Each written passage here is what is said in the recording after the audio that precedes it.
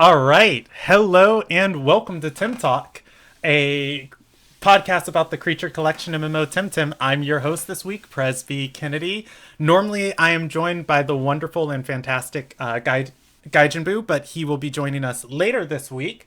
Tonight, we have a special co-host for you, a treat, a pleasure. It is always wonderful to welcome Quarter onto the show. Quarter, how are you doing? I'm doing really good, Presby. How you doing? We got a lot to talk about, man. We got so much to talk about. Fortunately, there is an infinite amount of time in the day, and we can cover all of it, right? Yeah.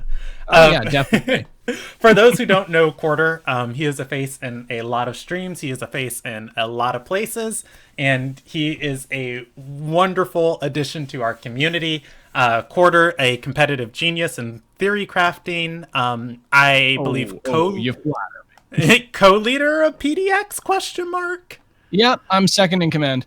Yes, co-leader of PDX, Paradox Engine, and also the host of the new Temtem competitive podcast, Tim Essence, that is streamed and recorded every Sunday, early in the morning. Sunday. Every other Sunday. Okay, that is news. We usually give it a bit of time just to make sure we got new stuff to talk about. Now, we might be upping that scheduling just in the beginning of here because obviously there's so much that's changing.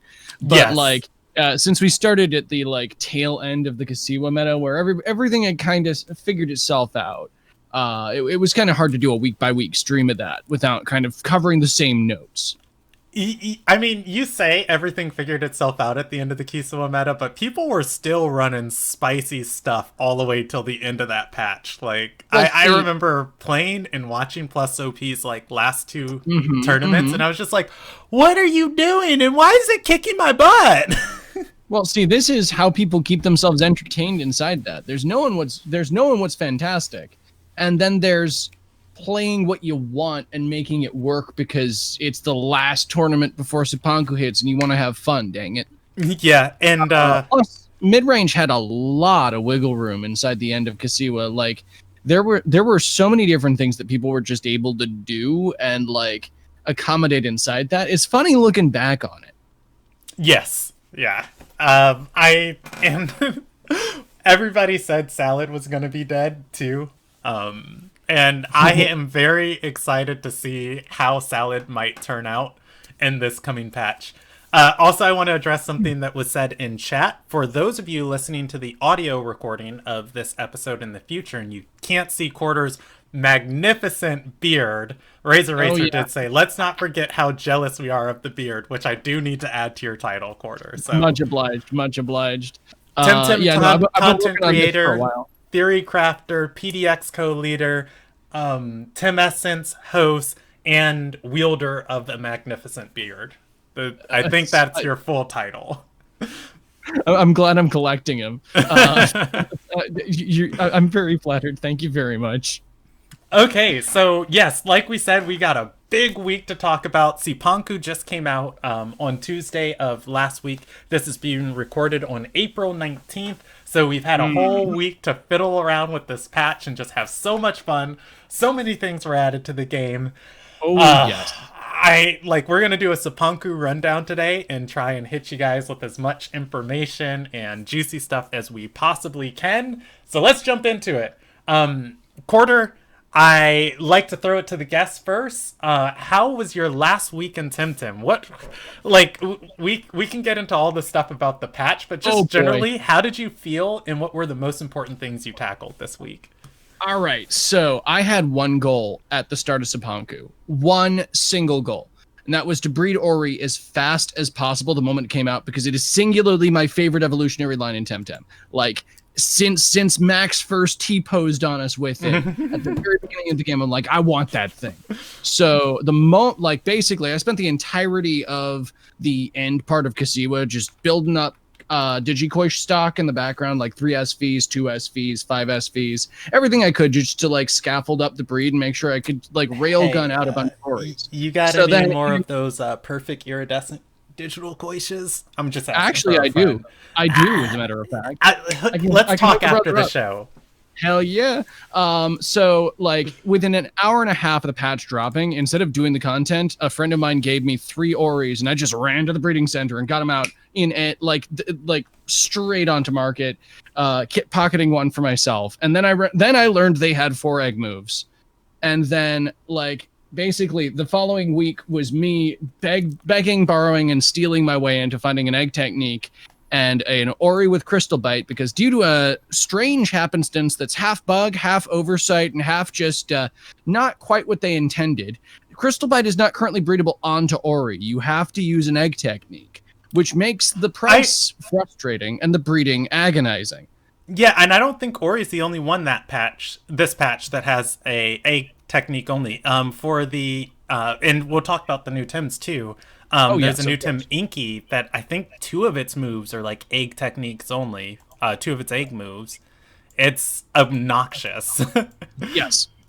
100%.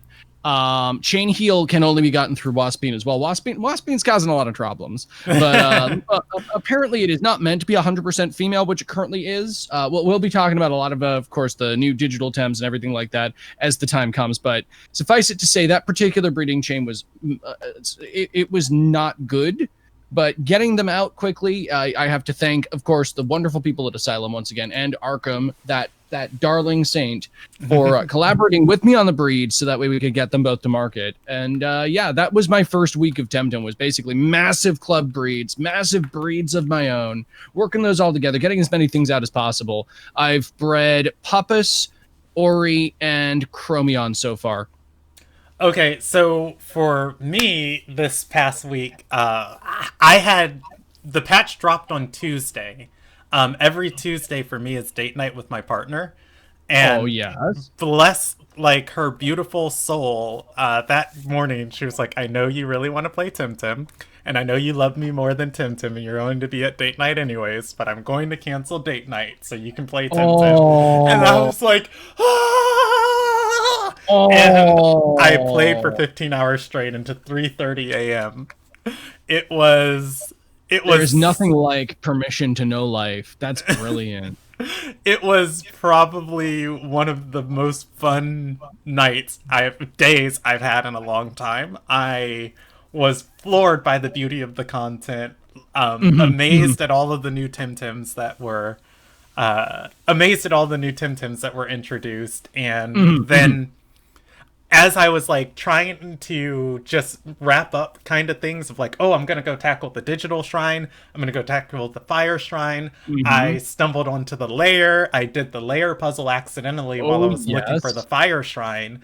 Did the fire shrine accidentally, just wandered into it being like, oh, what's this? I had no idea there was a puzzle before the lair. I didn't know, and I was just like, what is this? And I did keep clicking it, and then fair enough. It was about 2 a.m. and I was hanging out with one of my Temtem friends, and on stream and in a Discord call, and she was like, "Let's do the lair tonight." I was like, "You're insane! It's 3 a.m." And then she pulled in Gaijin. Gaijin pulled in a follower from his stream, and then I rolled in with them, and we 4-manned the lair the first time and failed. Then we tried the lair a second time. We got to the end, but we didn't understand the gym mechanic. And then we did the lair a third time, and Yaw and Q Angel popped into the stream and explained how the gym mechanic worked. And then we got to the final boss, and we kicked its butt, and it was so much fun. And I loved it. I loved it.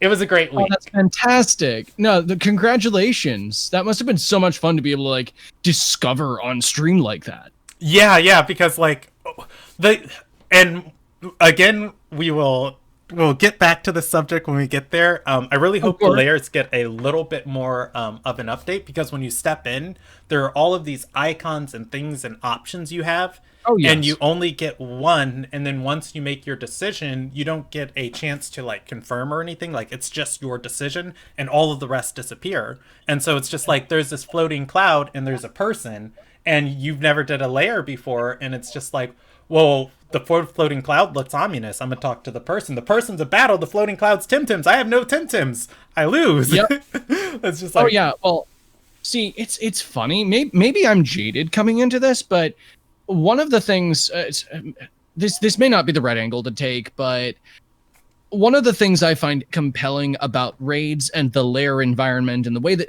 in which those mechanics work as end game material is the fact that it is both a discovery and that you can and will make mistakes in it if you go in blind, and that on top of that,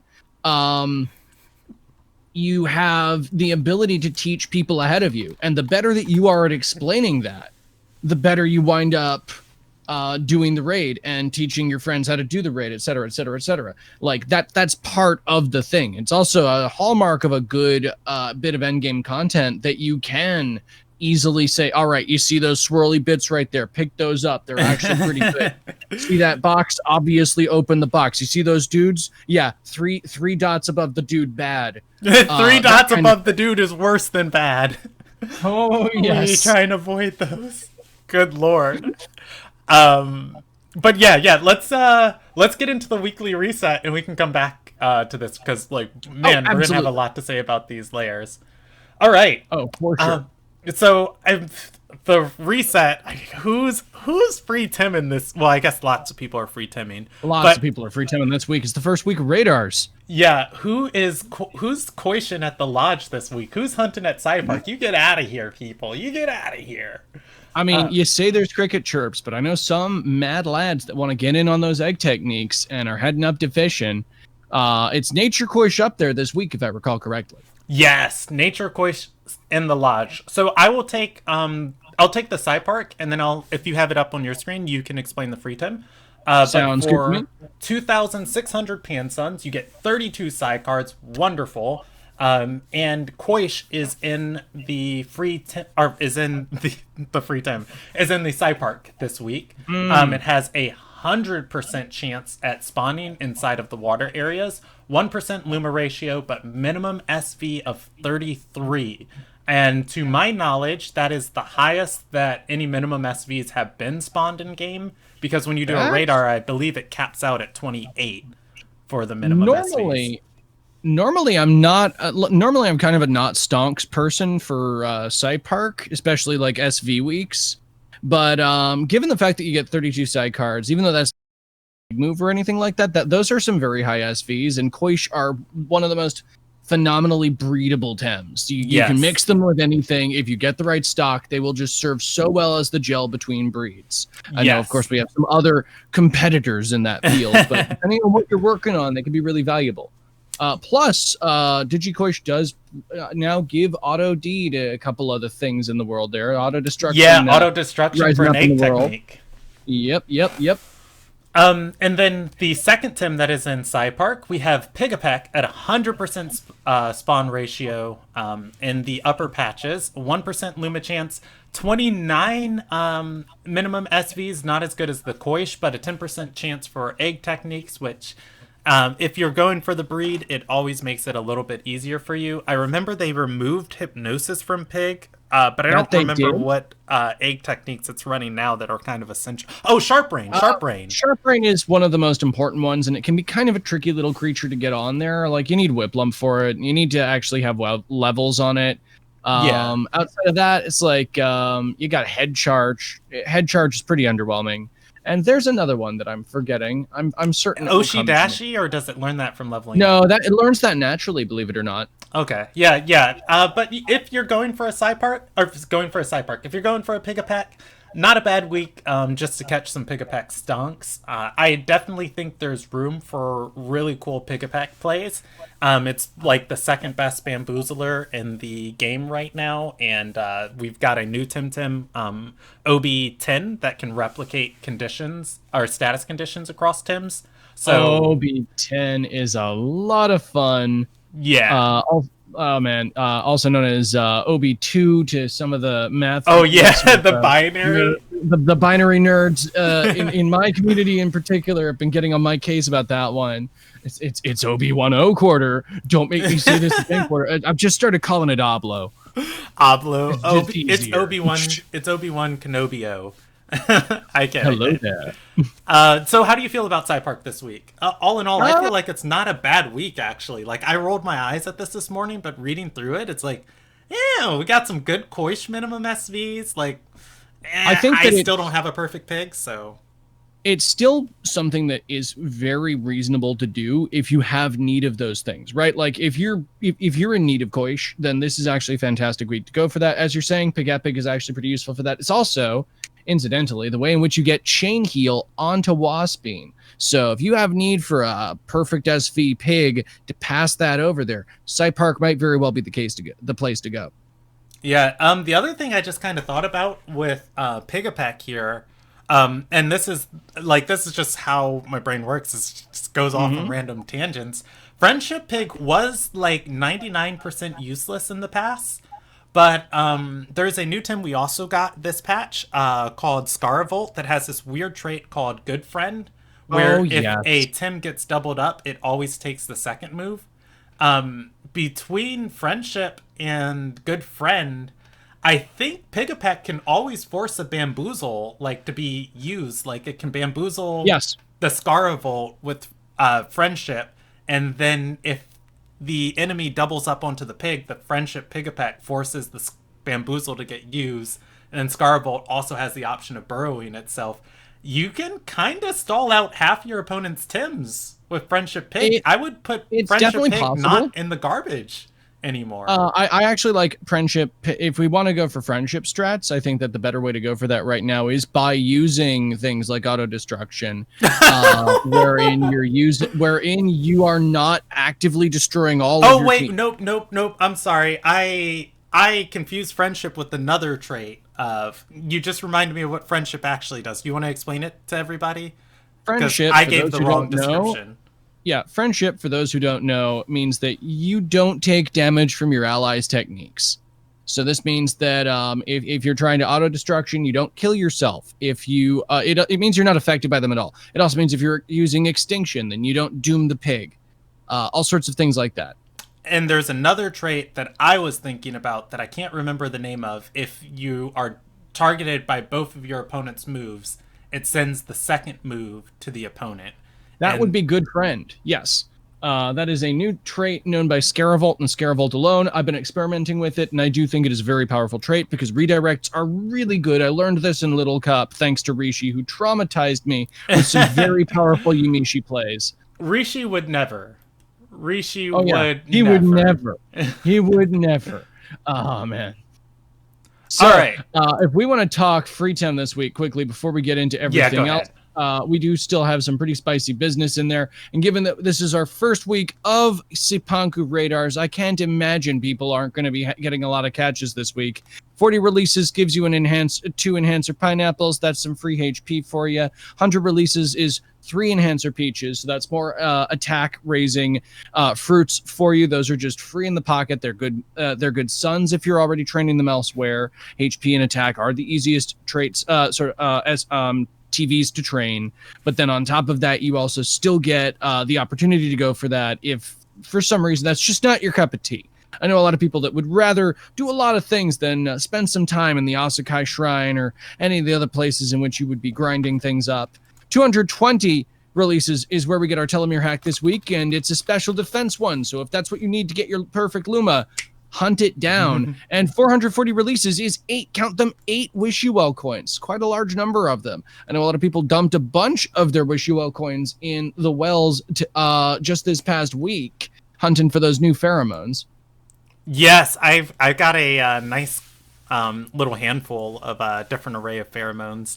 Oh, good. So yeah, it's all in all a pretty nice free Tim week. I think this free Tim week's a little bit on the low side as far as like the value of the rewards, but I mean, that's a telehack's a telehack, friend. a Like, yes, we're a telehack little is spoiled for telehacks these days, just for other sources of places we get them. But like, yeah, a I ain't gonna telomere say hack no to a is a special telomere hack. defense. Yeah, But exactly. I feel like now with free Tim compared to like layers, because for everybody we just got these new layers in game where you can have these like really cool raids and get really great rewards at the end of it. And the cool thing about the rewards is the rewards are repeatable except for the Temtem you get from it. You Yeah, only get that once a week. The Mythic, which we won't spoil here yet. Yes, we will talk about the Mythic next week. This episode we will not be. But Yep. you get telomere hacks and egg technique courses like that are from that raid like crazy. Yes. So It's I think the good stuff, folks. I think if we're going to be still doing telomere hacks inside of free Tem, I think for me to consider, you know, if I want to go for the free Tem rewards or if I want to like farm layers for a telomere hack, it's got to be 2 telomere hacks, and then it's just like, ooh, okay, I get the telomere hacks from free Tem and I get Pansun rewards, or I can go in the layers and just keep banging my head against RNG. Porque no los dos, I suppose is my immediate sentiment there, because like one of the things I like about the free time rewards is that they are set in stone, right? If I know that I need a special defense hack and it's giving me a special defense hack, bam, I'm getting my special defense hack. With a lot of the loot pools that we have in the game at the moment, one of the biggest challenges that people have, whether it's the post office, the fishing quests, the wishy wells, or the layers, it's the fact that we don't ultimately know what we're going to get. You could get a strand and some wishy well coins. You could get exactly the hack you want. You could get an egg technique you're never going to use, which all of those are still great and you're going to get value out of them, but you don't know whether you're going to get exactly what you want. Okay, so yeah, let's jump forward to our next topic, because the reset's the reset. But before we get off of this real quick, I did want to say somebody in chat did mention the technique I was talking about. Razor Racer brought up shared pain, and my derpy brain, I told you before this episode earlier, I was like, I'm kind of a smooth brain. My derpy brain was thinking Pigapec had share pain, and my brain replaced shared pain and friendship. It's because you talked about the word friend and redirects. I just thought you were talking about good friend already. No, I actually brought up shared pain in that, good. We did get good friend, but shared pain was the one I was thinking Pigapec had. And shared pain moves a double up, as RG is saying in chat. Shared pain moves a double up on from the Tem to the ally. So basically, it's like if the shared pain Tem was going to get hit twice, then it redirects. My nightmare scenario that I will never forget for this is when, you know, I was throwing a feather gatling and like a crystal dust into a lapanite, and it turns into an Amishi, and the crystal dust lands and the feather gat lands on the Genki, and I'm just sitting there watching me like effectively 10 damage at this bee, and I'm like, what have I done? It has stuck with me ever since. The thing of nightmares. Oh, all right. Truly. So our next topic for tonight, we have the patch notes for patch 7 or 0.7, the Cipanku patch. These patch notes are huge. They are long. They are beautiful. They are wonderful. But Quarter and I are not going to sit down and go through every line of the patch notes because there's so much. We each have some things that we want to talk about on them. So since you're the guest, I'll throw the floor over to you. What stuck out the most about the patch notes, and what was like the most exciting change you got?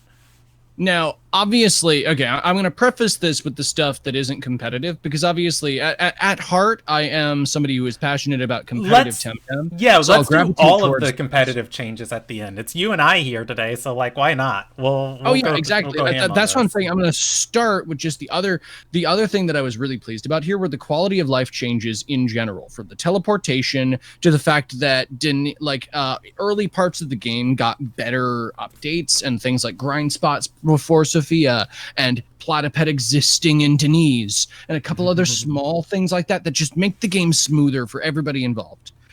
Those things I really enjoy seeing, and I'm glad that they're there. I'm going to let you finish making your point, but I'm going to fight you on that.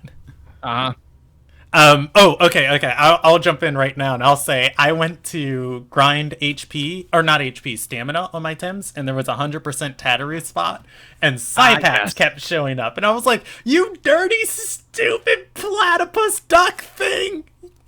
And Cipanku gives HP, and it doesn't give stamina. So now, if I want, like before, I would never buy stamina fruits. I would only buy defense fruits, because the defense area was like polluted with stuff, and then I would also buy speed ones because it was kind of annoying to do speed, and I would can be a bit of a tricky creature. Yeah, and I would just kind of bite the bullet on the rest because they were 100% spawn locations, and she's like, I'll just go do it. I've got an hour or so to TV train. But now, stamina, I'll be buying fruit because that was super annoying running from so many Psypats. Yep.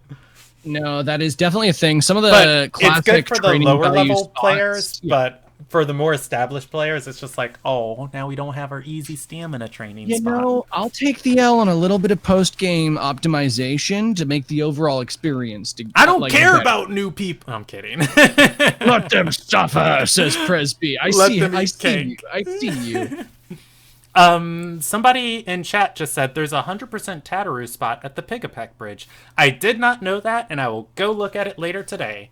TYVM, Well, if there that you is go. true. So yeah, Was there that more was like stuff? well, that was kind of like my early bit there just before I got into my meat and potatoes, which is yeah, no, we got some massive changes. First off, level cap increase to 70 is a great boon for everybody, but before we talk about anything else in Temtem, because there's been a lot of competitive changes. Clearly, a lot of things have been reworked. There's been some things that have gone from pauper to prince, things that have once sat at the top of the meta that have plummeted down in the ratings just in these early examinations. And a lot of it comes down to the fact that stamina was fundamentally changed. Once again, to not belabor the fact here. Basically, you can check the formula on the update and the way in which it has changed. The basics of it is that a Tem, their base stamina matters more. Tems will not have as much stamina without investing. And that's the basic change that happens there. In practice, this has led to a massive dip in a lot of stamina in a lot of Tems. For instance, Tortonite and Grandpa used to be very comfortable clicking a lot of their very stamina-hungry moves, and now they will almost immediately overexert. And a lot of Tems have this problem. But in contrast, it's much easier to invest in stamina. This means that it's also more intuitive to build into it, and you don't feel like you're sacrificing half of your Tems viability trying to get your 3-move rotation together to actually click it, right? Yeah. I don't remember exactly. I don't remember exactly what the stamina formula used to be, but to my understanding, the way TVs work, when you get to max level, every 4 TVs gives you 1 point, and this is when you get to level 100. Gives you 1 point of that stat. Stamina was every 10 TVs gets you 1 point of that stat. And then as you're lower level, under level 100, it's going to slightly change on just what those numbers are by tiny percentages. Yeah, no, But it was small percentages. yeah, and as I was redoing my spreads, I did notice this very evident, where it's just like, oh crap, I don't have to invest a huge 10 stamina per stamina point. Yeah, a exactly. nice little bit of stamina investment gets me up to that 61 mark, and I'm good, and I'm rolling. Exactly. Being able to get up to 61 with 13 TVs is such a breath of fresh air. And okay, so the reason why I brought this up before I brought up anything else about comp is because it underpins so many of the changes that we have seen thus far. So many different things that have changed currently in the way that people are playing their Tems come down to the fact that you just can't click moves in the same degree as you were in Kasiwa. We're back to almost Tukma, level 48 levels of stamina, in which Valorant is barely able to click moves, and a lot of Tems are genuinely struggling to click their real value options. And having a high-based stamina is actually rewarded. And things like Lowali and Zalbian are generally sort of more valuable because of that. Yeah, so I'm gonna do this, and I probably shouldn't do this, but it's whatever. I'm going to share on my screen some of my TV spreads that I had to go and redo. So this is my whip lump that I have. This is my whip lump from the original alpha patch. I kind of stopped using it. Yeah, Gaijin Blue. And I have not redid its stamina or its TV spread ever. I used to be able to get 61 on this thing, easy peasy, and it was well over 61. I didn't care about stamina at all. So if you can see with the new stamina changes, with 0 stamina investment, I get to 60. And the breakpoint for stamina that you want is 61, gives you 5 points of stamina regen each turn. So you can kind of see that, oh, now I have to redo this to put stamina investment in there. Yep. And then I'm going to go to my 2 Vine, And this is another really popular one that people calculated some perfect stamina for. So you want to get Tuvine to 62 stamina in order for it to be able to Crystal Bloom Gatling 3 times without overexerting. Yes. And then the next turn you can still do something and overexert for it. So Tuvine used to get there with like 42 stamina investment, but the base stamina now is so low on Tuvine, it actually took 142 TVs, and I had to rechange around so many things on the spread in order to hit that 62 mark. So it can be rough for some Tems, for absolute sure. I'm looking at my grandpa right now, and I'm like, oh, come on, man, you can do this. You can do this for me.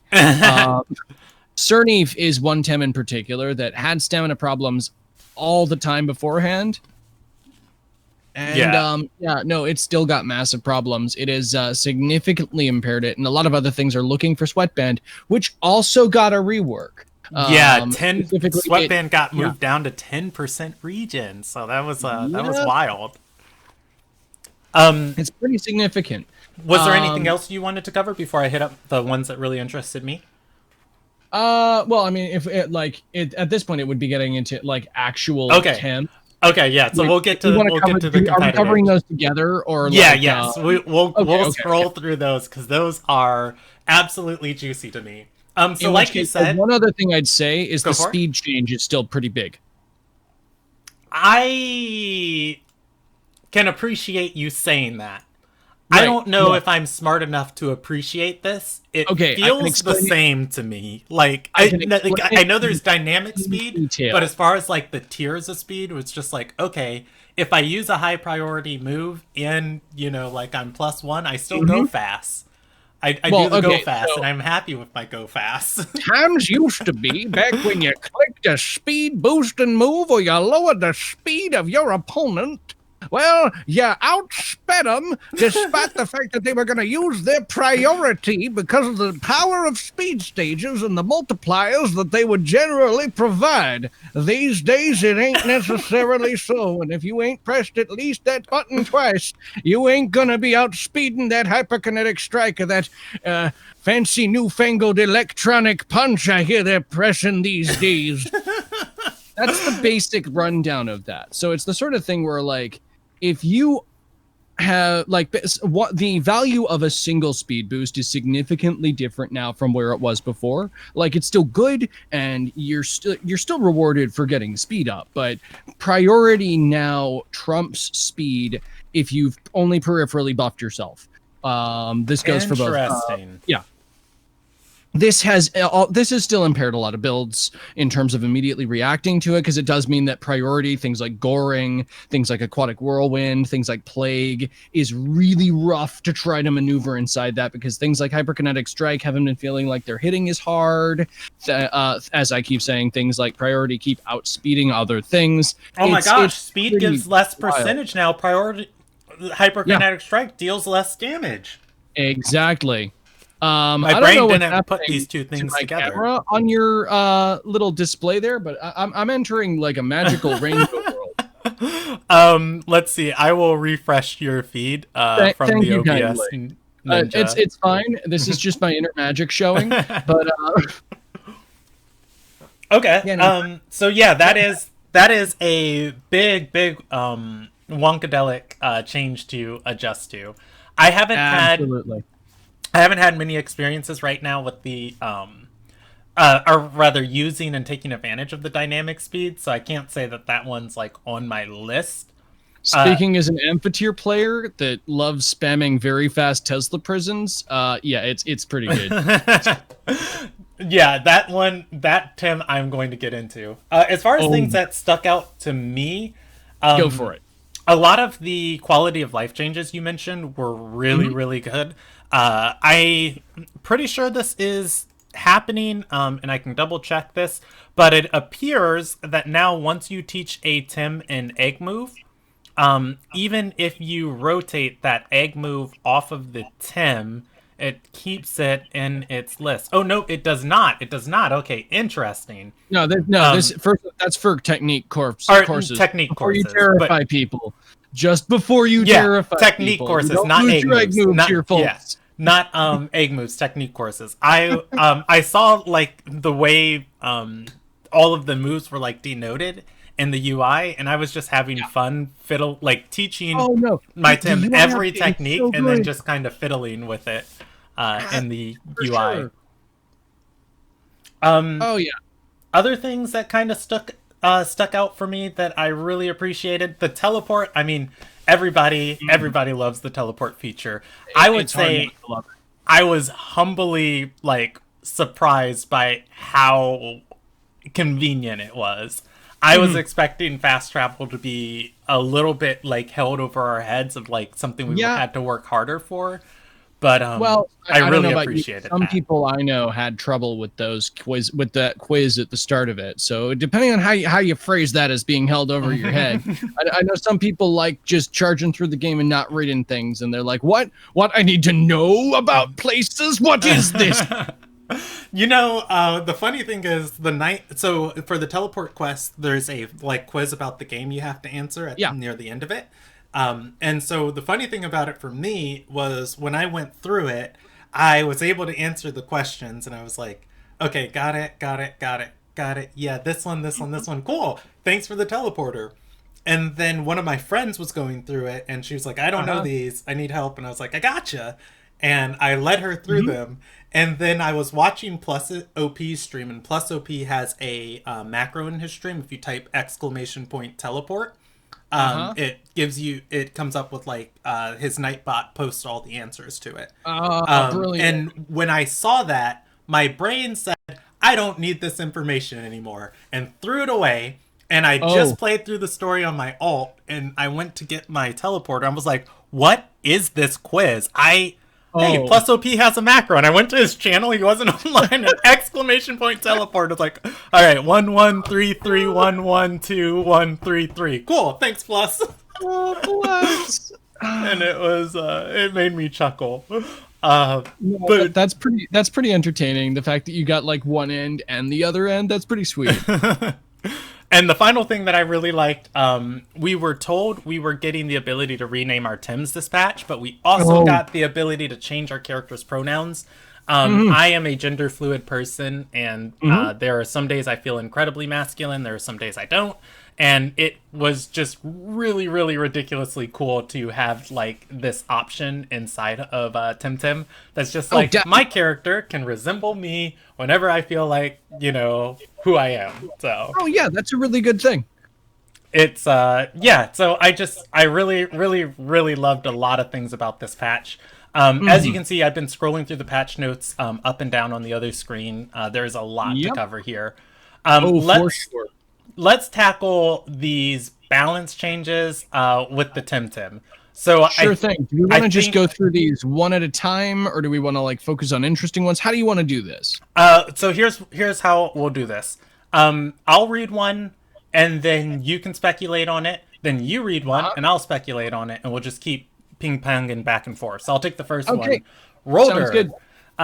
Got an increase in special defense from 40 to 65. Got an increase in base defense from 83 to 91, and an attack reduced from 84 to 79. Are we gonna see Rolder play? Now, I first saw this and I thought, oh boy, this is spicy. Then I recognized what the stamina changes meant for Rolder. And I hate to burst your bubble, friend, but it's some pretty bad news. Rolder had stamina problems before this patch. Stoneball's not like 30,000 stamina. It's fine. Oh man. Oh man. It's the special defense is instrumental. It's very valuable for a Tem that does really hate taking special attacks, especially from that type that's predominantly special, that is weak to. Mental is bad. But yeah. I think that if somebody can crack the stamina problem with it, there is yet hope for it. And I think that, as always, it still fulfills a number of really good niches. The fact that it's an Earth type and a neutral type in an environment in which Koish has risen even further than before in its splendor is something that I think it's important to pay attention to. But as of yet, nobody's really tried it in tournaments. Okay, and how about you take Zenrath? Sounds good. So Zenareth basically just it's pretty straightforward. It just got 10 more base stamina points. Yeah, and Crystal Spikes got nerfed like a few patches ago, and then it got nerfed again with its stamina cost. It's 29 stamina now for 110 damage. There are Yep. better moves for cheaper, but that said, I can't complain about Crystal Spikes. I actually beat Cipanku on my ult with a Valash and a Mimit, and I Crystal Spikes Well, there you literally go. the entire island with Scavenger, and I was happy. Zenarath, best Crystal Spiker in the game. Channeler, I think this is actually going to be good for Zenarath because he's one of the few Tims that can Madness buff and afford to Crystal Spikes for multiple turns. If, obviously he doesn't die to additional damage after he Madness buffs, so love to see more base stamina. It's the base stamina is still pretty low there. 35 is a very, very underwhelming number. 45 is better. It's better, but that's but I still mean, grandpa. if you so from people who were running Zenarath, like, so our stamina got cut in half, but then also essentially you got like, I don't know math. I'm gonna just go out on a wild limb and say 20 something percent, 22% more stamina question mark. Going from 35 to 10, it's 10 whole additional stamina on there. So Zenarath just feels it less. Like, I feel like if you were running Zenarath, like, there was a reason why you were doing it, and it wasn't great, and whatever your reason for doing it's not going to change much. Like, I don't feel like you're going to feel like Zenarath is, like, more worse than it used to be. Yeah, no, despite the change in environment, I think that Zenareth is going to struggle to compete with things like Valish, which is adapted to the current environment, and new crystal spikers that are rearing their heads, new crystal types that are rearing their heads.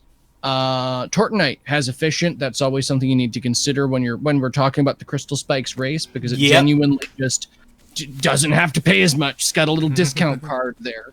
So that's something to consider with that. Yeah, and the ability to doom walls too. I think that's definitely a thing. Okay, I'll take Bigu and Babawa since this is a line.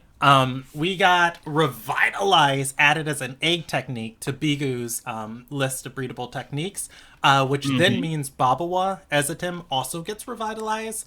But in addition to that, Babawa's space special defense got increased from 44 to 49, and I'm going to throw a third one on here. Mucus got an additional ability that it takes 30% less damage from toxic techniques, which hits Babawa, or which makes Babawa like love because Babawa is taking 4 times toxic damage. And now Babawa takes 14/5 toxic damage, which is it's like, instead of taking 4.0, it takes like 2.8 times the damage after all of the calculations are done.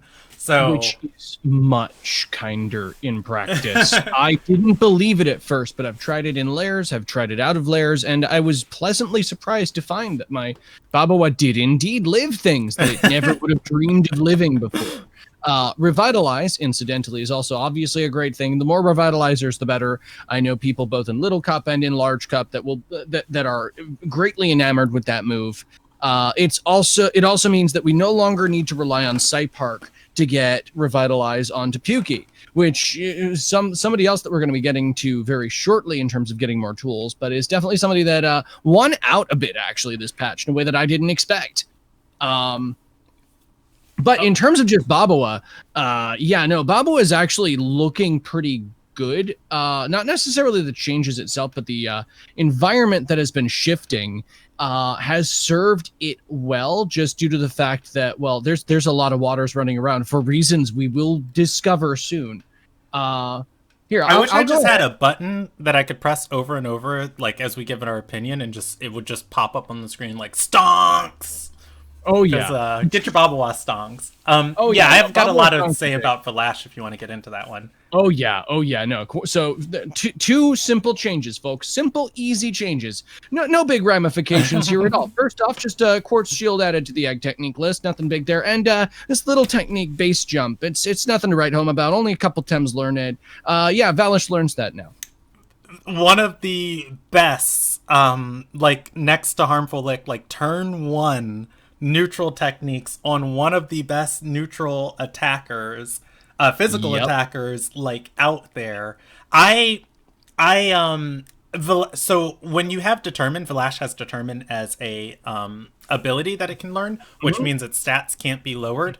Physical attack is one of the easiest things to play around, as far as roaring down its attack, toxic pluming down its attack, and just Yep. anything to kind of keep it struggling. And so when you have a physical attacker with determine, like Two Vine, that's why these become such monsters in the meta, because all of these things that people tech in to make sure that physical attackers don't break their walls, they just ignore. They can't be tenderness. They can't be roared. They can't be toxic plumed.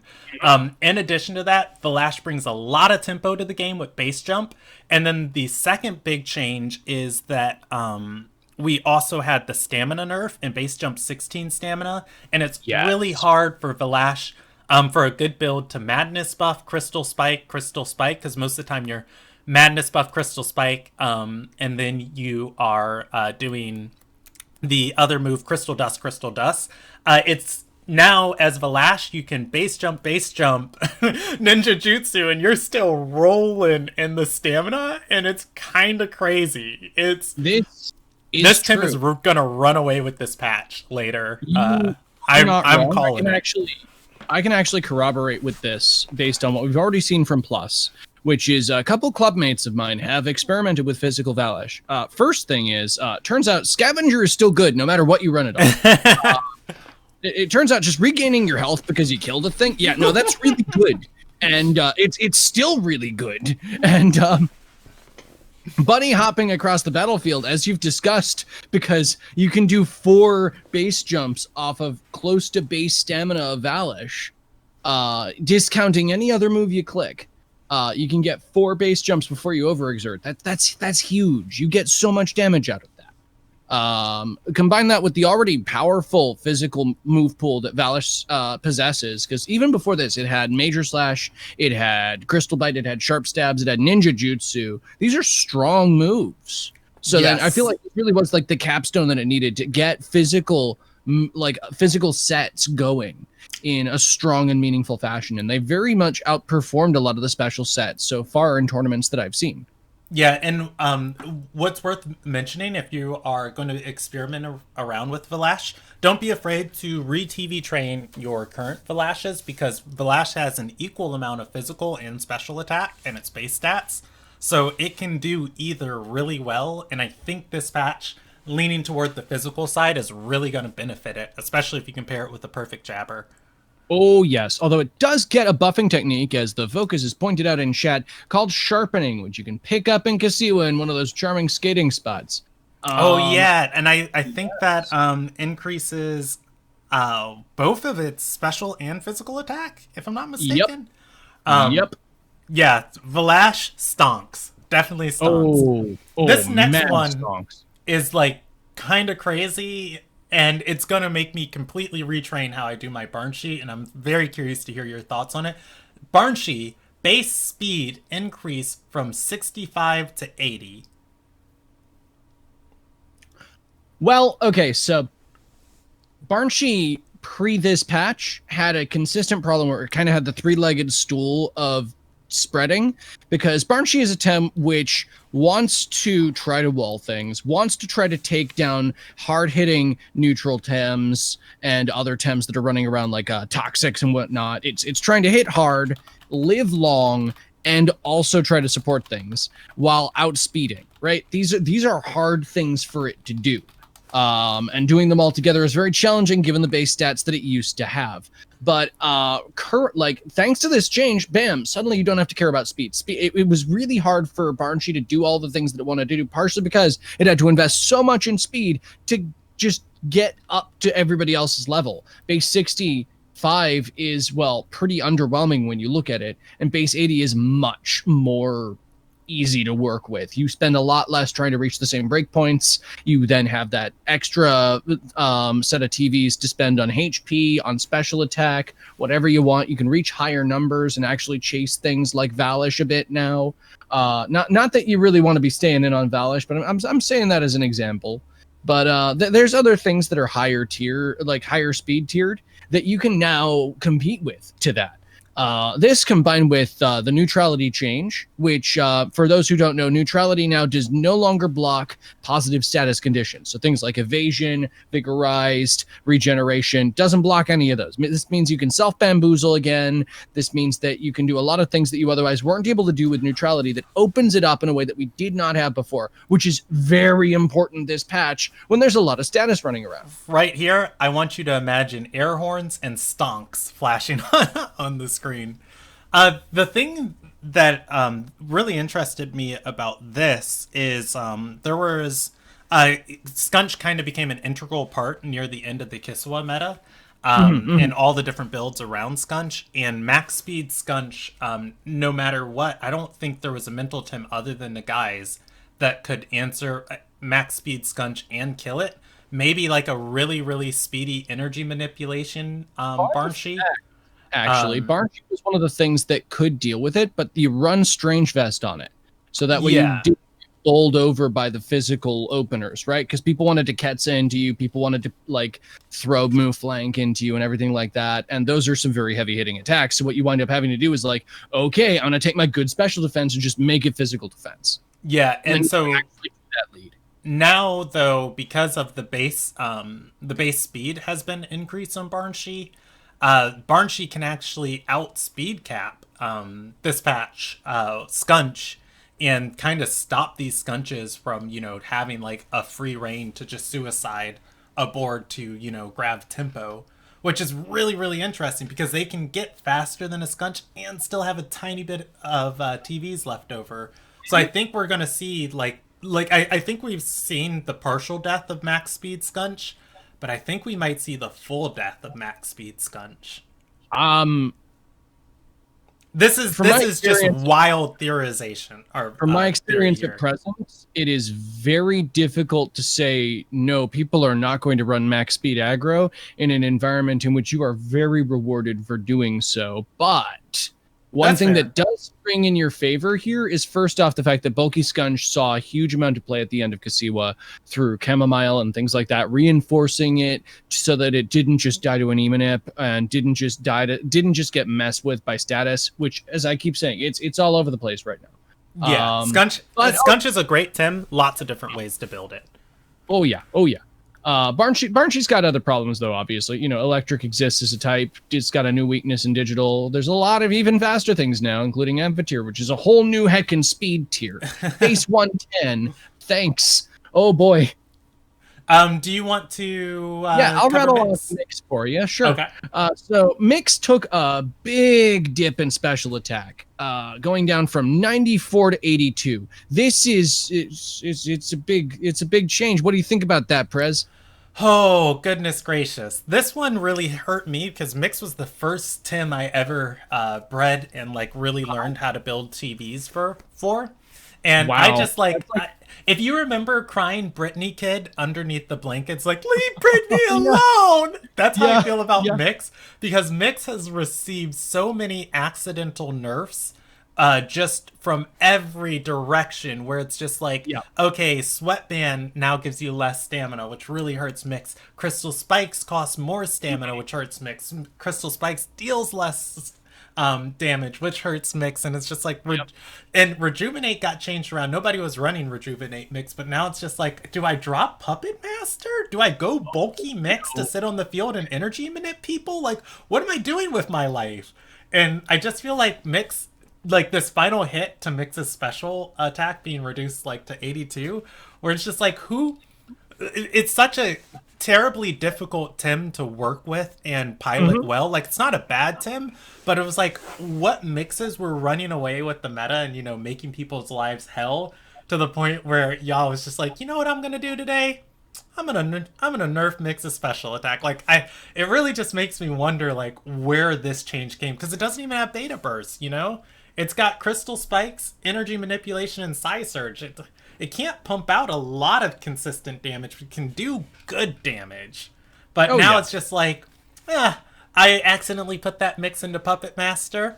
I'm not too worried about it. I'll swap in my Volvian Sandstorm at next turn. And even if it swaps out, not really too worried about it. It's not terribly running away with the game anymore, so it just makes me a little sad.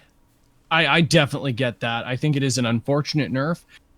Not all is lost for our charming puppet mastery friend, I think, however, in that it does have a lot more good friends that can like set up sparks and whatnot right now, which is really valuable. Obviously, like we got a whole mess of new sparks users that sparks and mix go together like lime and coconut. They are incredibly good because you get those plus special attacks on something that then can't get hit, redirects everything, and it's just good times. Yeah, right. You inspired something that I'm looking up, and unfortunately everybody on stream's gonna have to good. watch me look this up. But one of the really cool things that we just got is we got Amphitheater with Sparks, and Amphitheater's speed tier is so crazy high that I'm pretty sure we're able to sparks a mix well before it crystal spikes, so I just kind of want to look at this and then we can it. Yeah. Oh, you can definitely speed tier it for that. Speaking from experience, I made my crystal spikes with yeah.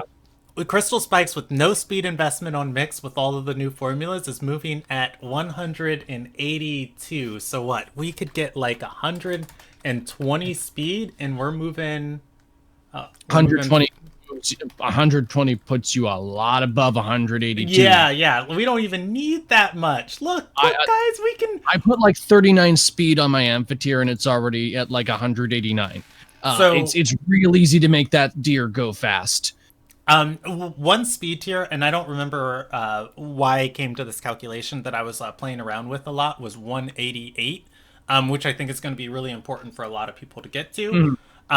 So 61 speed gets you to 184, which moves faster than base speed mix crystal spikes, where you can sparks turn 1 and crystal spikes turn 1, and you'll get the benefit of it. That's it's only a tiny bit terrifying, people. It's only just a tiny bit terrifying. So maybe I can see the merits of this nerf. Maybe I can see them. All I'm saying is, like, you take a step backwards, but there's tools to give you 2 steps forwards there. Obviously, there's no denying this is a very significant nerf to its actual base, but I think if you're looking to play mix this patch, you're not out of luck, and as a mental in an environment where neutrals are very much still relevant, it's definitely one to consider. Right, so do we want to handle Pukey and Piraniant next? I'll get both of them and let you comment on them. So Pukey got Cold Geyser to the list. Let's go! Piraniant, which Piraniant also gets Cold Geyser to their egg techniques, and I'll add on a third change. Piraniant has an ability called Energy Reserve that boosts its attack. Before it would always whatever thing was checking in game for the stage of the low HP it needed to boost its attack checked at the end of the turn.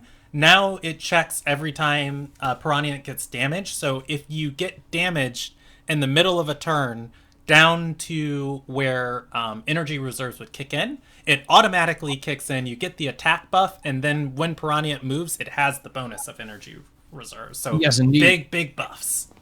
No, those are really good, and most importantly, this alongside Purgation, a move that it learns this patch that is a targetable attack buff, means that it is much easier for Piraniant to not have to resort to like esoteric special attack sets to do its job. One of the things that Piraniant has been missing since day one was a just unironically good physical water attack. It's been hurting for one so bad that it ran Sween's Horn Nox Bomb. Yeah, I was about to say, don't even remind me of my alpha nightmares.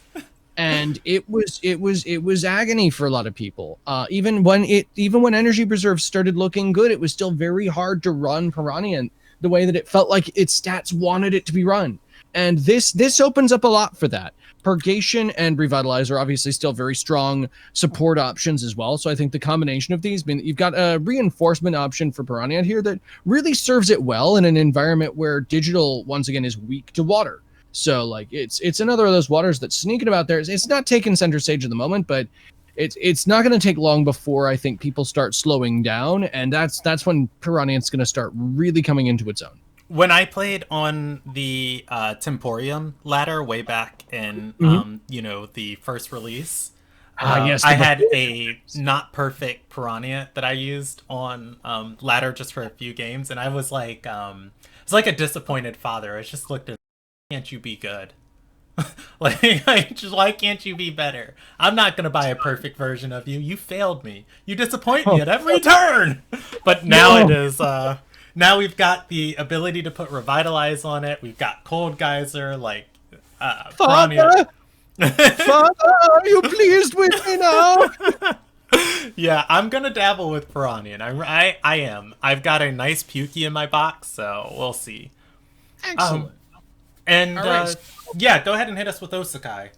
So Osakai got base jump. It also got hook, a new technique that is really valuable for Sensei.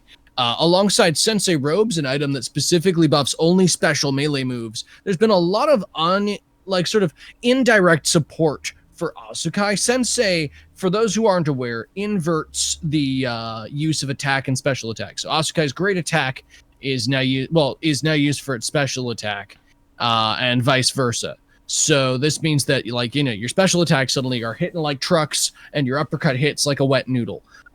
This was seen as less than viable for a while due to the awkward move pool that Osakai possesses. I've got a lot to say about this one.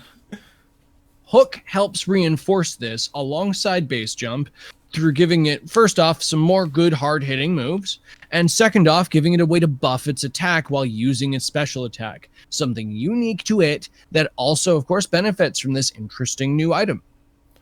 Yeah, for me, for Osakai, so when you're playing competitive, a lot of the times it's the threat that a Tim offers that is one of the reasons why you're doing a lot of swaps and a lot of pivots and kind of just getting control of a field. Sometimes having Aquatic Whirlwind online is more threatening than using Aquatic Whirlwind. And so when you're making TV spreads, you're answering a lot of these threats. A lot of the times you're building for some of your Temtem's worst possible threats, where it's just like, I want to live a Crystal Plume Gatling. I want to, reverse. I want to live. I want to be able to survive and deal damage and reverse and grab tempo. Osakai is very interesting because now between Hook, Sensei, base jump in general, and it offers so much threat onto the field that this Tem, I think as soon as people realize how to pilot it, it's going to be a check Tem where every time it comes out to the field, it's going to force a swap by your opponent. Just simply dealing with electric Tems right now. Between Iron Coat, Sensei, Mud Shower, and Max Attack, just those options right there. I don't think there's anything like I was doing builds for my Goldsy. I don't think there's any way to build to survive that with your TVs unless you max out like your special defense. Like it was dealing when I was doing my spreads, it was dealing like 140 and 126% damage, like just no matter what I dabbled around, forcing me to the point where it's just like, if I want to sit in against an Osakai, I have to have Turban, and I have to have an ungodly amount of physical defense, special defense. If I want to like sit in against this, and it's just like, okay, I'm not building for it. I always swap when Osakai comes to the field, and I think that this base jump is going to kind of help Osakai be that pivot swap of like, swap in, oh god, it's got Mud Shower, what am I going to do? I got to swap, base jump, whatever comes in on the swap. And I think that's a really good bonus to it. My biggest concern with this is one deep thing when it comes to Osakai, and that's the fact that it's slow as balls and has horrible special defense. Fair Fair. Both of which are kind of a frustrating thing to deal with in tandem. Now, if you can work past both of those things, I agree, it will be a terror in the night. But those are things that need tending to. Yeah, I mean, and see, sometimes you just want to point a cannon at your enemy, and you want your enemy to forget it's really hard to aim a cannon. So I see, you're going for the psychological warfare. Yeah, exactly. If I was face down with an Asukai that was genuinely like presented as a win condition, yeah, that'd probably be pretty intimidating. I'll tackle Hocus. So yeah, we got Hocus and Pocus. And this one is a weird one. So I run Pocus. I actually have 3 different perfect Pocuses in my box right now. And so I want to hear your thoughts on this, because I'm a little bit confuzzled. Hocus got Pickpocket added to its egg technique list, which is really cool. Another physical attack. And then Pocus got its base special defense increased from 38 to 46, which is fantastic, because we've been seeing bulky Pocus builds really take over games when you run Pocus. Unfortunately, we had Rejuvenate change from, instead of healing 20% of your physical, or 20% of your HP when you use a physical move, it now heals 7%, but only when you use a special move, which means Pickpocket's a little less useful to us. And like, I guess the special defense is still nice, but it kind of made me scratch my head on what Pocus is doing this patch. But I mean, it feels really nice to Gamma Burst people. Oh, I agree with that. The elephant in the room here is, once again, something that isn't available immediately on the patch notes, but it's something that Pocus got. And that's a new move. Slow! Yes! Slowdown is bonkers good. For those who are unaware, it is an unassuming move without synergy. It's just a -1 speed, which, hey, dynamic speed's good. It's got a good speed tier. Hey, that's fine. No, with psychic, with mental synergy, it sleeps for 2 turns. That's massive. 0 hold sleep is never something we've had before.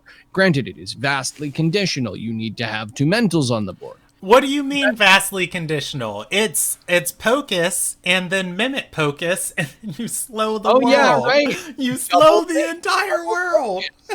Why didn't I think of that? I got really sad this patch, because I said I've been really confused on what to do with Pocus. And I built a team with this idea in mind of Mimic Pocus and Pocus with slow. And I went to test it out. I was like, oh yeah, Dreaded Alarm Pocus. I'm going to slow 2 Tems on turn 1, and then they're going to rest, and they're going to take 50% of their HP, and I'm going to be a god amongst mortals. And then I found out when you sleep a Tem and you outspeed it for its turn, and it spends its turn sleeping, it doesn't count as resting, and Dreaded Alarm doesn't kick in unless the opponent clicks to rest. And I was like, it's garbage! Everything's over and it's awful and it's the worst and I hate it.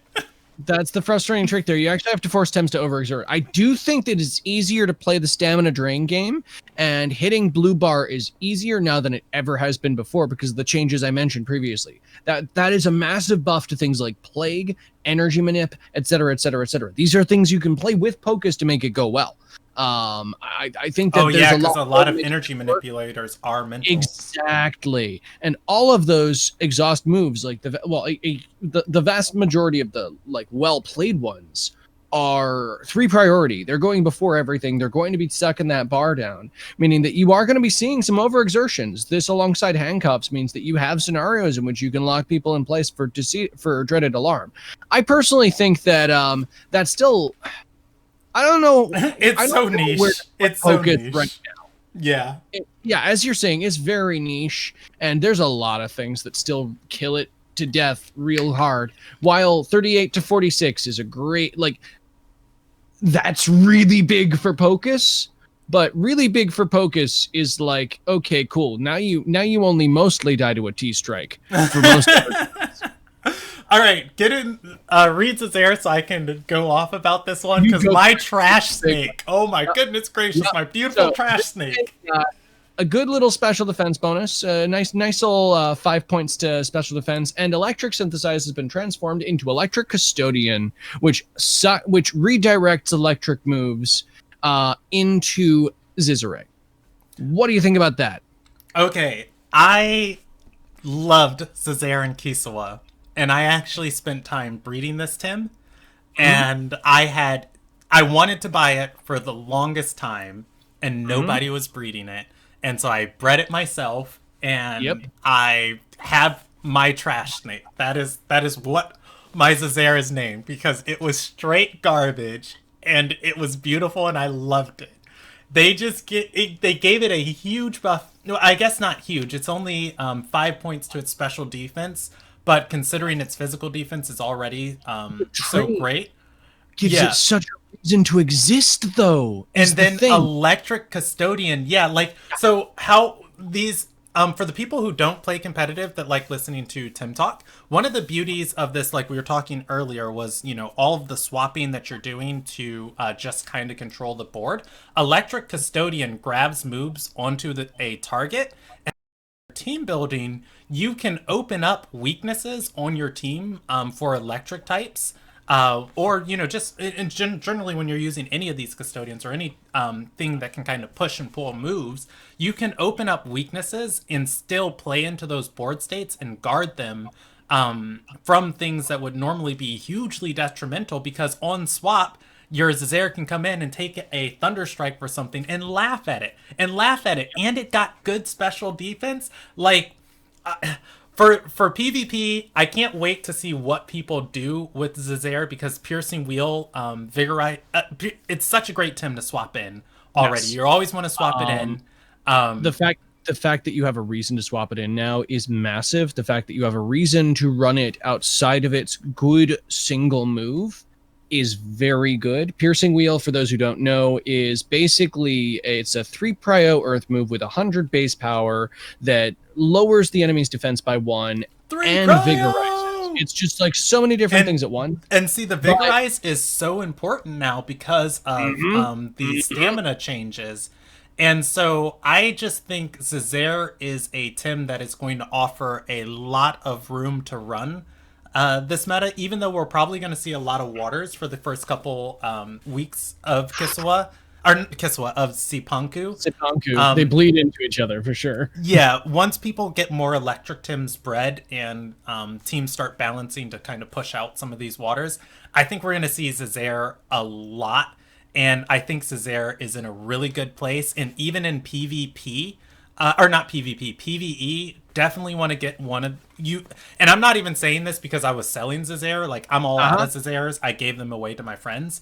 You definitely It do want to be get a like Zazer, because a Zazer Mimit, for me, trashed 100% trashed all of the Neo Ito dojo. Like, those two Tims on the board oh just yeah, killed the entire dojo for me. that'll do it. And so every week, if you're farming your radars and trying to get these rare Cipanku Tims, just get a Zazer and a Mimit, and you don't even have to care like what she picks on her team. You just run in there and you just piercing wheel, rockfall, then rockfall, piercing wheel, rockfall, rockfall, piercing wheel with your Mimit Yep. Zazer. It's beautiful. Um, I love it. I think the most important thing that I like about Zazere this patch is the fact that there's as I said before, there's a clear and meaningful reason to run it on a team. Electric Custodian is the kind of trait that if I'm building something frustrating and fragile that's like, oh man, this is really cool, it could be a really fun win condition, I want to run this. Like, say, I don't know, Zalbian, which, while having a number of really fun options, is very weak defensively and not as fast as you want it to be. And Electric, hey, that's one of those types it's weak to. So you slap a Zizere next to it, like Mr. Rishi has already done on Twitch, and yeah, no, you're off to the races. It gives it a lot more room to perform. It's just really nice. So with that, do you want to cover Yeah, I'll hit Karin? up Curie and Karn. I want to pause for a second and say how much I love this patch, because I was a little low key sad. It's like, man, I'm gonna have to say goodbye to quarters soon. And it's like, God, there's still so much more. It's just like Oh, we yeah. get to hang out and keep talking. This is great. Okay, Oh, so for I'm gonna sure. do Curie and Corin. Curie got egg techniques added to its list. Got Toughen added to its egg techniques, which means Corin also gets it. And Corin got Stonewall added to the list of technique courses it can learn. Where are you at on this? Because I would put Corin like maybe 3 Temtem in front of Zazer last patch of just like, God, that's a useless Temtem. But Oh man, So this note hurt me the first time I saw it, but not for the reason you'd expect. Workman, for those who don't know him, is first off a charming member of Asylum, and second off is the single-handed author of Little Cup in Temtem. And he's been identifying the fact that Curry doesn't have a move pool for beans. A lot of Kasiwood and Little Cup Tems don't. So this is the first time it gets a move. And it's another buffing move when all it has is Nibble and Sandstorm as attacks. And I'm like, give the sucker a bone. In terms of actual Karin viability, though, I do think Stonewall is a really valuable tool for it in a lot of stall teams. And Purgation, which exists on other Tems, and as I previously said, is a move that buffs attack, is actually really valuable for Corrin. Beforehand, you could get Corrin real fat and real sassy, and they were kind of it would just kind of sit there. And it's like, okay, it would, and willpower drain. What are you doing?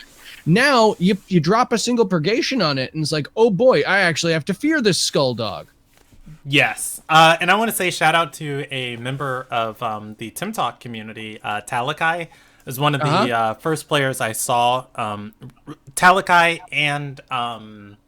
and Silent Kami were the first two players I saw actually run Corrin and like actually get value out of it. So I definitely would love to see what they're able to come up with now that it has like a couple more options of just like, oof, Corrin's on the field, and if I don't answer it, it's gonna start stonewalling things. Like, nah, get out of here. So yeah, no, I look forward to seeing what people do with Corrin. It should be really interesting. Right. So Grumble, this one's pretty simple, but I mean, there's a lot to talk about with Grumper. Since I like the fact that we're kind of segueing with these into talking about what we think of the Tem themselves, because there's a lot to talk about here. While this is a simple note, all I'm going to say here is that Sludge Gift was added to Grumvel's egg techniques. What this really means is precisely where do you think Grumper is right now? Yeah, like this is, I was gonna say, I was thinking about reversing this, but I'll just give my opinion on it because like Sludge Gift I don't think adds too much to Grumper because he already has Mud Shower, which is such an amazing technique for turn 1 for Earth. But Grumper is the hardest hitting special attacking electric Tem in the game. I believe it's sitting at a base electric attack or base special attack of 81 off the top of my head, and I'll look that up in a second. Which is just like if you're TVing for Grumper, the only other thing you have to worry about coming close to it is like a Spec Master Inky, but even Grumper hits harder than that. And I don't think Grumper is going anywhere. It hated waters before, and it still played into them. It hates waters now, and we're in a land where you know we're gonna have a lot of digitals running around everywhere, and you want that really bulky, hard hitting electric Tim. I think Grumper stocks are gonna stay where they're at, right through the roof. Everybody wants one, and then I will like so again. Sludge Gift, I don't think it does anything for Grumper, but I'll bring up our OB1 or OB2 again, our OB10 or OB2.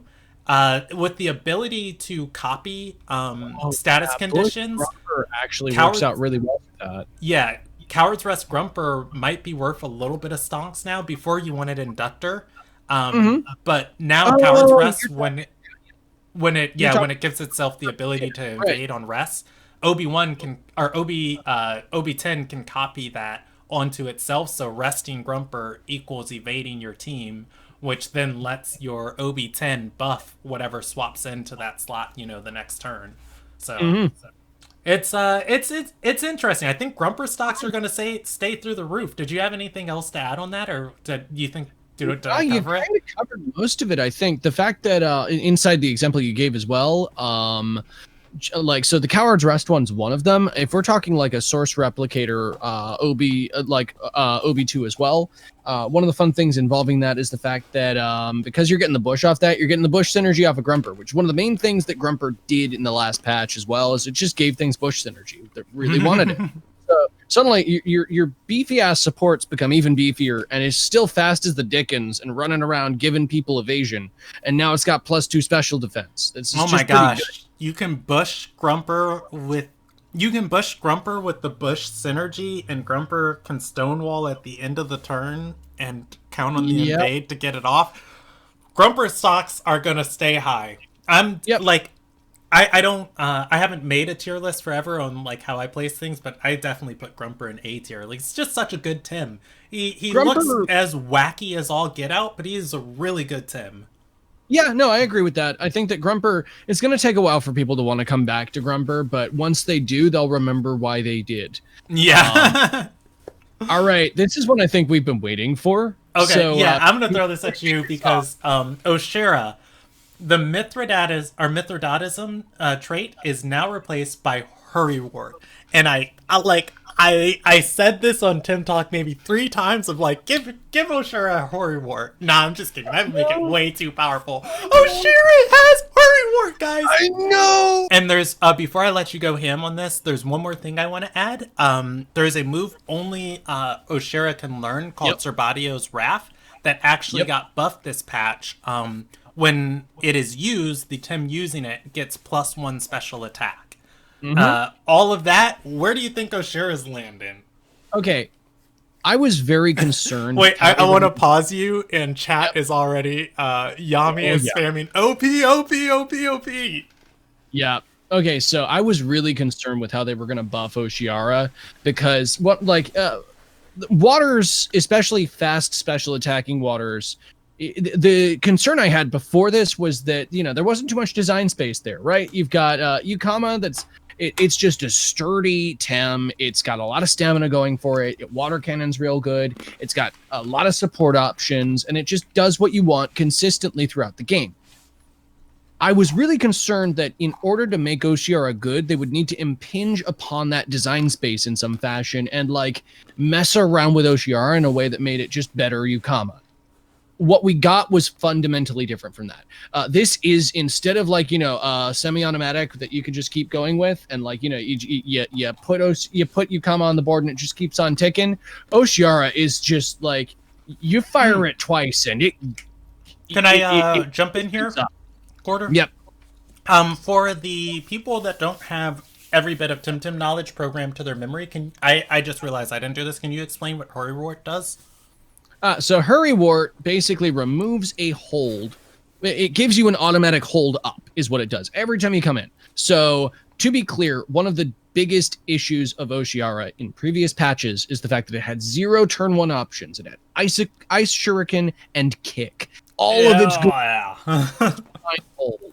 And now they aren't. Well, they are, but they aren't. That's the really good thing there. So this means turn 1 Aquatic Whirlwind, turn 1 Blizzard, turn 1 High Pressure Water, turn 2 Cerbatio's Wrath. All of these things are available to you. Now, between Oshiara's already terrible stamina and the stamina nerfs, this actually puts it in a very different position than Yukama. Yukama, as I said before, it doesn't slow down, but it lacks the same punch and priority that Oshiara possesses. And due to the speed changes that happened as well, this puts Oshiara in the unique position of being the fastest and hardest hitting Tem in the game at the moment with water. This has fundamentally changed everybody's team building. Yes. I'm running Oshiara, and so many other people I know are running Oshiara. It's massive. I really want an Oshara, and it feels incredibly weird to pay more than 20,000 Pansuns for it.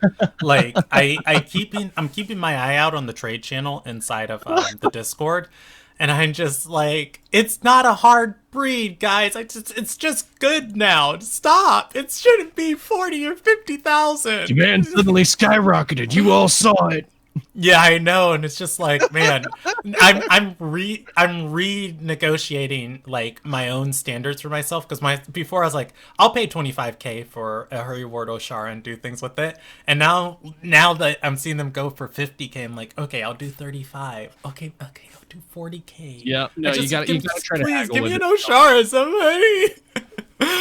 But yes, I was very lucky before this patch and just picked up a Mithridatism one on the lark, just because it had 1 extra fert and I could breed a hydrologist out of it. And boy, did I luck out on that. That thanks past me. That was real good.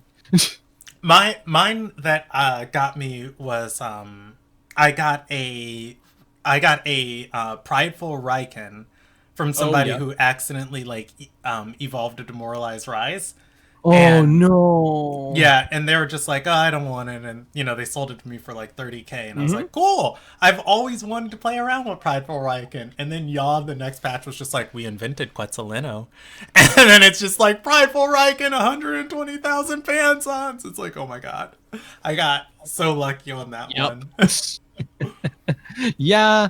Right. Speaking of Tems that didn't exactly work too well with the changes to stamina, Raiken's hurting a little bit, but Hey, you say hurting, but I've always wanted to run Motivator Raiken, and I just like I've never had the affluency of funding to just I get a second I Raber. missed Motivator. I missed Motivator so much. I ran it back I in think Talk, it's but going to it's be so nice being able to strong. run it again. Yeah, yeah, I agree. Because Motivator, I think Motivator is at the top of the turn, so unfortunately, it's not great for swap ins. No, But it's like, at the bottom.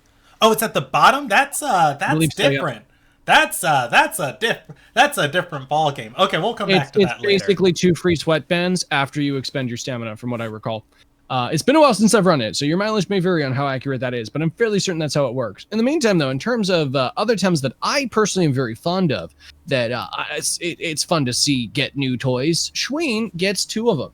So I'm Schween gonna now gets correct you. Schween's name on Temtalk is Danger Noodle. That is how we refer to Ah, him. I'm kidding. we You got, we got keep our going. danger noodle right here. Okay, so this particular danger noodle gets sacrifice a bit earlier, which is always a nice thing for when you're leveling up your Tems. It also gets quartz shield as a new egg technique, and as we'll talk about as we can discuss, it also gets a new move called Fluid Barrier, a 0 hold, 3 immunity special defense increaser that can be targeted to both slots. Okay. Um, As long as you're what's your pick? comfortable with this quarter, we are going long, but I did want to talk about the Plus OP tournament with you. Oh, I'm fine with Which that. okay, I cool. can stay up for a So bit. we will cover this later in the episode. Some of the wonkadelic things that Shuin is enabling, and some of the crazy things we saw in Oh the tournament. yes. But a Oh, Shuin's another one of those Tims that it was straight. I mean, anybody who's a fan of this show, and I appreciate you for listening and being here, knows I dunk on this Tim a lot. I insult it consistently. I probably insult Shuin at least 1 out of every 3 Tim Talk episodes, if not every oh episode. no. This is It's just probably like what's up? it's just that this happens in Paradox all the time. Yeah, this is probably like one of the craziest like glow ups that we have ever seen, because Shuin is now incredibly useful. And there was a nerf to how Protector works later in this patch, which is Protector now traps Tims. And Yep. it just really makes you think if you want to run Kinu, and Kinu doesn't feel as essential to teams anymore. Shuin is a really powerful support Tim, and I think it was a decent support Tim that was just lacking some fundamental piece to make it useful before. Now between Fluid Barrier, we also got a buff to Guardian last major patch Yeah. where And Guardian, immunity as well. yeah, Immunity now poison ticks, which thank the Lord, I'm so happy. yeah, and so now it's just like Shuin prevents stat stages from being lowered with Guardian. Yeah. Immunity's more powerful. It has Sacrifice, which is, if you're not running Kinu, it's one of your few ways, other than Stonewall, to Oh, for sure. embark Shield to get like huge amounts of stat changes on your other Tims. Yep. And then Fluid Barrier, like Shuin, as much as I've insulted this Tim, I think it's probably going to be an A tier support Tim for like the coming patch. Like, if It not A helps. tier, maybe tiptoeing between A and S. Because, like, what team doesn't want a Shuin on it at this point? It's got water typing, it's got crystal typing, and it's got like everything you need to keep to fill that support gap I think if you the choose thing not that's to gonna run Kinu. like I appreciate your enthusiasm for Schween here, for sure, and I share a lot of it. I think the only thing that's going to keep Schween away from the A tier, or even in some cases the B tier, is the fact that, well, It's base HP. Well, it's more that the teams that want to run it and that will appreciate its toolkit the most are not going to be your standard teams. It's going to be fair. teams that are setting up a specific set of things and using its toolkit to its best, or like just sort of trying to leverage it, like what it's actually presenting, which it's not, raw stone walls. It's not good heals. It's different. It's effectively saying that certain rules don't apply, which help a lot of Tems. If you're running Rage, it's really useful. If you're running a couple other things that, like, we'll talk about this a bit later, but Amphibian, which got a buff recently, you get attack as well as speed now. Triggers off of water moves, like that little fluid barrier that we just discussed. These things all pair together to make a specific lineup that works well with Shween. Shween, however, as you were just alluding to, is still a frail Tem, which, while having immediately good base attacks, don't let the thing get suplexed. It's not going to like it. It's not going to like it. Yeah. And that's kind of like the boat that I feel like it's in. If you were to think of its typing, I think of it as different Kinu, Like, Kinu's defensive buffs are things that happen passively. Its defensive buffs are things that it has to actively do, which, it guards the other Tim. Kinu's water or mental nature, Shuin's water crystal, which are like literally two different opposite typings. And Water Crystal, incidentally, is one of the best offensive typings going into Cipanku, being able to hit electric super effectively and digital super effectively. Even with its relatively scuffed move pool, the fact that it is capable of presenting those options, like with a versatile setup, you can run a bit of an aggro Shween inside your support, have like Crystal Bite or Iced Stalag, depending on your team, have your Quartz Shield in there, have your Fluid Barrier, and maybe a Sacrifice, and bam, you've got a pretty good versatile set. Yeah. Somebody in chat asked, would I ever consider running a Kinu and a Shween? I wouldn't, actually. And we can get back to the Tims. I'll just comment on this really briefly. Oh, sure. Unfortunately, in the early parts of Temtem, you did want two supports on your team, like Pigapack and Kinu. I feel like tempo is so incredibly important right now that second support slot, where before you ran, a win condition, one tempo Tim, two walls, and then, two supports, and then like whatever pivot strategies you had in your team.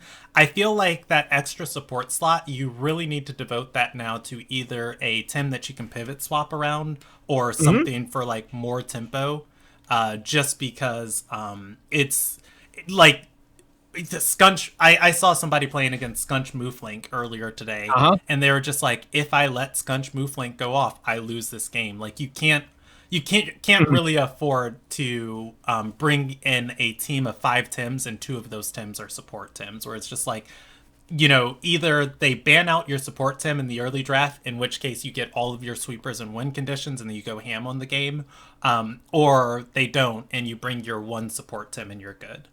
So I would say there's nothing immediately that comes to mind on Kinu, Shween, but also I'm not great at the game, so ask someone else. No, that's an interesting take. I always like hearing different people's perspectives on what team building is like, because everybody's got their own way to do it, and it's fun seeing how you're throwing yours at it. With this in mind, shall is it on me? Yeah, it is on me. Nesla. Base HP increased from 45 to 50. And then Aquatic Whirlwind added to the egg technique list.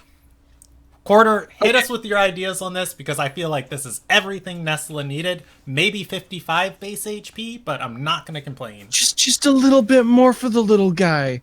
Like, oh god. My goodness gracious. Thank you for the raid, Tsubaki. My goodness. Thank you so much for the raid, Welcome, Tsubaki. Welcome everybody. Yeah. Go ahead. Hit us with your thoughts, Quarter. So once again, Nesla, obviously, yes, base HP raise is very valuable. It's a really good thing.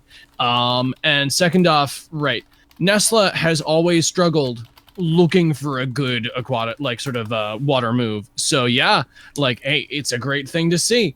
It's fantastic. Nesla still has that awkward problem of being weak to far too many things, and struggling to always find a place. No, it doesn't I still think there's die from getting one shot from a crystal spikes. Nah. Of course not. Of course not. Now, one thing it does excel in my opinion, though, is being an aggressive Sparks user or an aggressive Stare user that can still use its 2 stabs very effectively. Given that it now has Thunder Strike and Aquatic Whirlwind, you can mess both of those together and then pick a couple support options of your choosing inside the team that you're working with. Have like sort of a dual Sparks core thing going on there and run wild with it. Electric Synthesize is an incredibly valuable defensive trait inside this environment, and it helps. It's a lot more relevant now than it ever used to be. I think that Nestle's in a much better position than it has ever been. Is it enough? I'm not entirely sure, because as we've seen, the meta is already fairly diverse and people are running a lot of things that Nestle's very scared of. Yeah, but oh, I'm sorry. Go ahead. Oh, sure. If you're running the sort of things that can either protect that, or you're not like making that its central, the fulcrum of your team, then I think you'll find a pretty easy space for it. The thing that I think really lets Nestle shine in its utility is the fact that it gets access to both Stare and Sparks. So it can help enable both physical or special lineups, and it helps it glue into the right roles that it needs to. This is more doable now that you have more electric moves running around at the moment, and that electric is a more reasonable type. I think the combination of those help it. It's still hurting for like bulk at all. 45 to 50 is good, but that's a pittance in comparison to just what some Tems have gotten. Yeah, and I guess these are things Nestle needed, but unfortunately, because of other buffs in this patch, I just don't feel like I'm in your boat, where it's like I don't feel like Nestle is gonna be like stonks like everything else, where it's just like pivot swapping Nestle with electric synthesize in a meta where we're gonna see like a lot of electric swappers is really cool. But why would we do that when we have Zazair? Like, Trash Snake's kind of amazing. Also, Ragnet's kind of amazing. Falling out of control with its move pool as well, with Hypnosis, Electro Punch, and Perfect Jab. It's got a lot going for it. Yeah, and this, by the way, this is like the 3rd consecutive buff Nestle's seen. I think when we got our Quetzalino patch, we got a special attack increase for Nestle, which was really helpful and just making it a little bit more useful. And then I think the patch before that, it got Thunderstrike. But still Nestle's gonna be on the outside sphere, in my opinion. For the every little bit helps. Yeah, and the fact that Digitals hate electric is just another thing that helps it. It is single-handedly a digital destroying monster, which that helps. But as we're both sort of jumping around, its bulk and unfortunate set of weaknesses find it very. It puts it in a position where it's very hard to solidly say, yes, I want to run Nestle on this team. Okay, let's Oshara Nestle real quick, and this is just for fun in our mind, and I'll give you a little bit of time to think about this.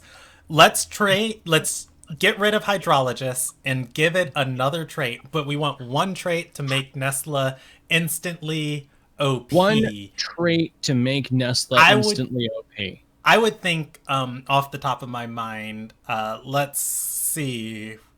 Ooh, Common Factor would be kind of cool from Mucus.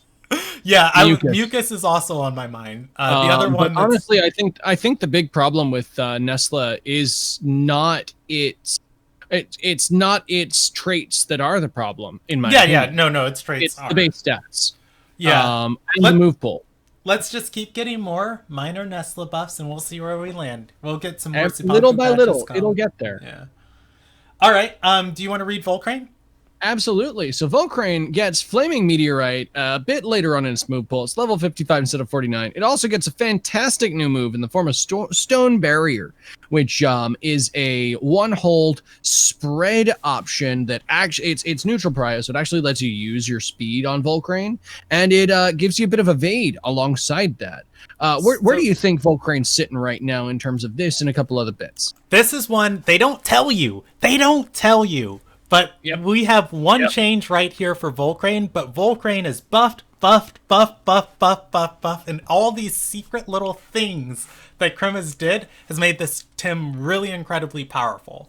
So on the base changes, you're just like, okay, cool. Volcrane's got a little bit more, but every other person is running Volcrane, and if you're wondering why, it's because most people have vigorous Volcranes already because that was the way you ran Volcrane, and with the Yep. stamina nerfs, your vigorous is online sooner. Because you have Yep. less stamina, you use more stamina, you overexert, and you deal huge amounts of damage quicker. The other way Uh-huh. you run Volcrane is receptive, which you only bought if somebody messed up the breed and you were getting it cheap. But Rip. status conditions are really good, again, because Obi-Ten's going to be such a dominant force and being able to share those around. It got a new move Yep. that gives itself evading. Receptive gives it an extra turn of evading. Yep. Just everything is lining up for Volcrane. The only problem right now is people are running waters to counter digital, but we're on the electric island, and I think the electric Tims are harder to breed than the digital Tims. And once we Yep. start getting more of those in circulation, I think we're going to see less water, and Volcrane is really going to shine. Like, this is a very strong Temtem right now. I mean, Volcrane that's got definitely an hooked. interesting. We just chat just Yeah, said no, Volcrane Volcrane got got hooked. hooked. No, No. what? Yeah, no, it gets hook as well. What? So on top of everything I just said, it gets a 3 priority move that increases its physical attack as a physical attacker. Yep. No, Volcrane's got some stonks right now. On top of the speed nerfs, it gets a priority move, which lets it already has priority moves in how it uses ninja jutsu. Like, Yeah. all these nerfs to everything else has moved this Tim up. I think this is sleeper. I'm putting Yeah, I like it's gonna take a while, in my opinion, for it to really rise up there. But I think it's got potential. If you can keep it safe from the waters that people are running, then yeah, it's also gonna be very good there. Fire Course is another one we haven't really talked about that I think I need to allude to as we're discussing waters because it's not actually present in this Tem list. But it got a move called Lava Wave, which Mastion also gets. And basically the idea is it's another base 0 a hold 0 base 100 power beat stick of a move with I don't believe it gets 3 prio, but I do believe it does. gets It does. oh, When it does? synergizes, Okay. it does. So it synergizes with water and you get C's off of it. And it is a beat stick on top of a beat stick. This is, I think, another thing that's keeping waters on top is the fact that you want to synergize that with waters. And that's going to be a hard thing to break, even with electrics around, just because there's so much raw power coming off there. If that gets dealt with, or you're running a team that can attend to those due to a variety of other things, like Toxics, which are never looking bad, Volcrane could very well pop back up. So for those of you who don't want stuff spoiled for you, we're trying not to spoil things, but I am going to drop a spoiler, and I'm going to say come back in 30 seconds and we'll be done. But we did get some new gears this patch. One of those gears, and I keep saying it is completely okay this patch to open up your team to 4x weaknesses. One of those gears we got is a reactive vial, which there are some Tims that just can't be run because they get hit so hard by so many things. Volcrane's one of those Tims. And what Reactive Vial does, if you get targeted by a special, or by a move that's super effective against you, it it gives your Tim the nullification or the nullify condition, which means the move now is no longer super effective, and then it heals you for 15%. Which means Volcrane does, like, there's a lot of really weird things you can run on your teams, especially with digital Tims, that have 4x weaknesses where you just put a reactive vial on it, and it's just like, oh yeah, I'm not going to ban Volcrane, I have a lead water Tim. And it's just like, okay, boom. Wait, I just hit it. Oh god, it's got Nullify for 2 turns. Oh god, it's going to have Ninja Jutsu online in 2 turns. If I don't deal with this Volcrane, it's going to kill my water Tim, and then I lose this game. And it's like, it's a really weird item that I don't think anyone has mastered. But as soon as somebody figures out how to use Reactive Vial, like 4x, I don't think you really have to worry about that too much for this patch. Yeah, 4x. Well, okay, 4x is a different animal entirely from 2x. Is my counterpoint there. I've seen Reactive Vial run on 2x Tems, and it feels great. Mashuk runs it, Tortonite runs it. A lot of things that don't feel comfortable this patch because of digitals, fires, and a bunch of other things that are showing up are running Reactive Vial, and it feels good. 4X is a different beast, especially when you're running the base special defense that Yeah, because you Volcran have to survive one move, correct? Yeah, and that's kind of a tall order for Volcrane and Waters. That's fair. All right. Is it my turn to read one? It is indeed. I'm sorry. This is kind of a cop-out. Wolfie gets sludge gif. I don't know if this... I kind of feel like this is in the Grumble situation. Where, like, yeah, no, it changes absolutely nothing about Volfie, but Volfie Great itself Tim is still great. Volfie itself is still as strong as ever. Team Elusive is a devastating trait that renders it immune to a frustrating number of moves. Its typing is grand and stays grand, even in the wake of some interesting jank that may, in fact, render it a bit more vulnerable.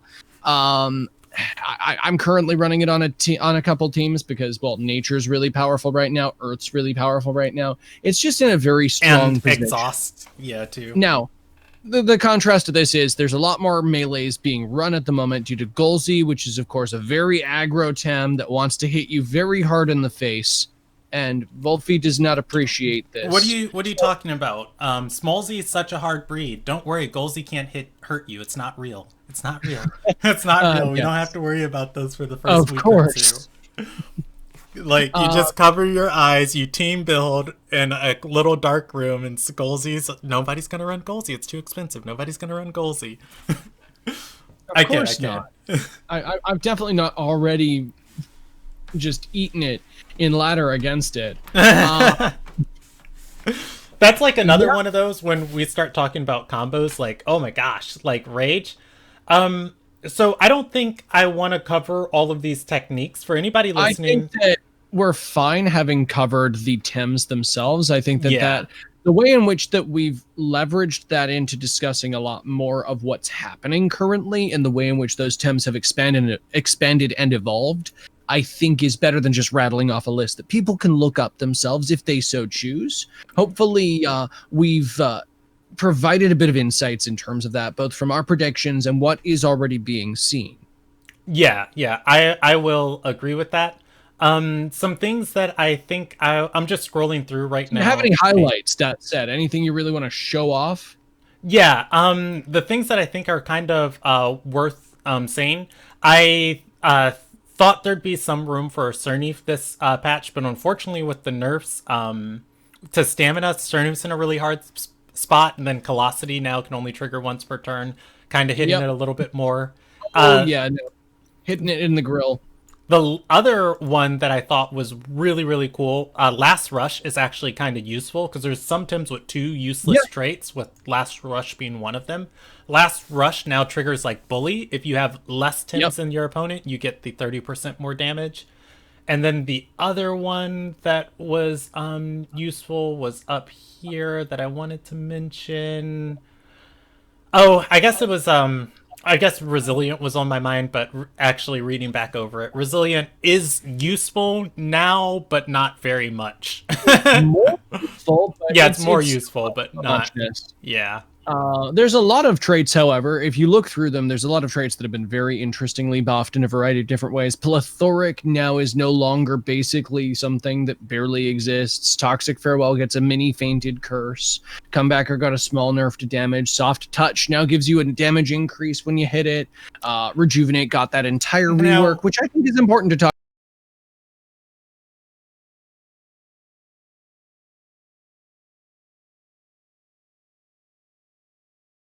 I do want to comment on you mentioned the come on brain comebacker. I do want to just give the audience some knowledge here. I was watching Mr. Rishi's stream earlier, and friend of the show, love him, Mr. Rishi, twitch.tv/Mr. Rishi, really funny, really fun to watch. And he was fighting a Yowler and was kind of going back and forth, apparently with comebacker currently on the patch. If you put a status condition on a Tim, like you poison it with like toxic spores or you burn it with like heater, it's not even that. It's not even that. It's if you use a status move that targets Yowler, it triggers it. Yeah, right, it triggers comebacker, and we're not entirely sure as a community if that's a bug or not. We're all assuming it is a bug, so just be wary in your matches when you're trying to handle Yowler. Like if it has energy drink and you're scouting with the hypnosis, like that could be bad news bears for you. I'm gonna keep on saying this. It's just status move. So this is like if you roots it, if you cage. Oh, just status. Yeah, Okay. that's what I'm saying. It's like normally it's just attacks. I'm saying anything that targets Yowler at this moment in time triggers comebacker. And this, so far, from my perspective, appears to be a bug due to the fact that I'm assuming that too. But it's something important for everybody to pay in mind. There was some really wonkadelic stuff a couple patches ago with Noxolotl, where Noxolotl's trance would eat conditions off of itself, or would eat status conditions off of itself, and just constantly just go wild. And then they buffed trance, and it was just like, why are you buffing trance? And then literally like 2 weeks later, Q and Angel watching a stream is like, that's a bug. It's not supposed to work like that. And it's like, but you guys drew it. Wait, what? And so sometimes you can remain distanced from what you're building for a while, and it can be challenging necessarily maintaining all those types. The only reason why I may sound evasive when we talk about the Nox patch is in Paradox Engine, those were contentious times.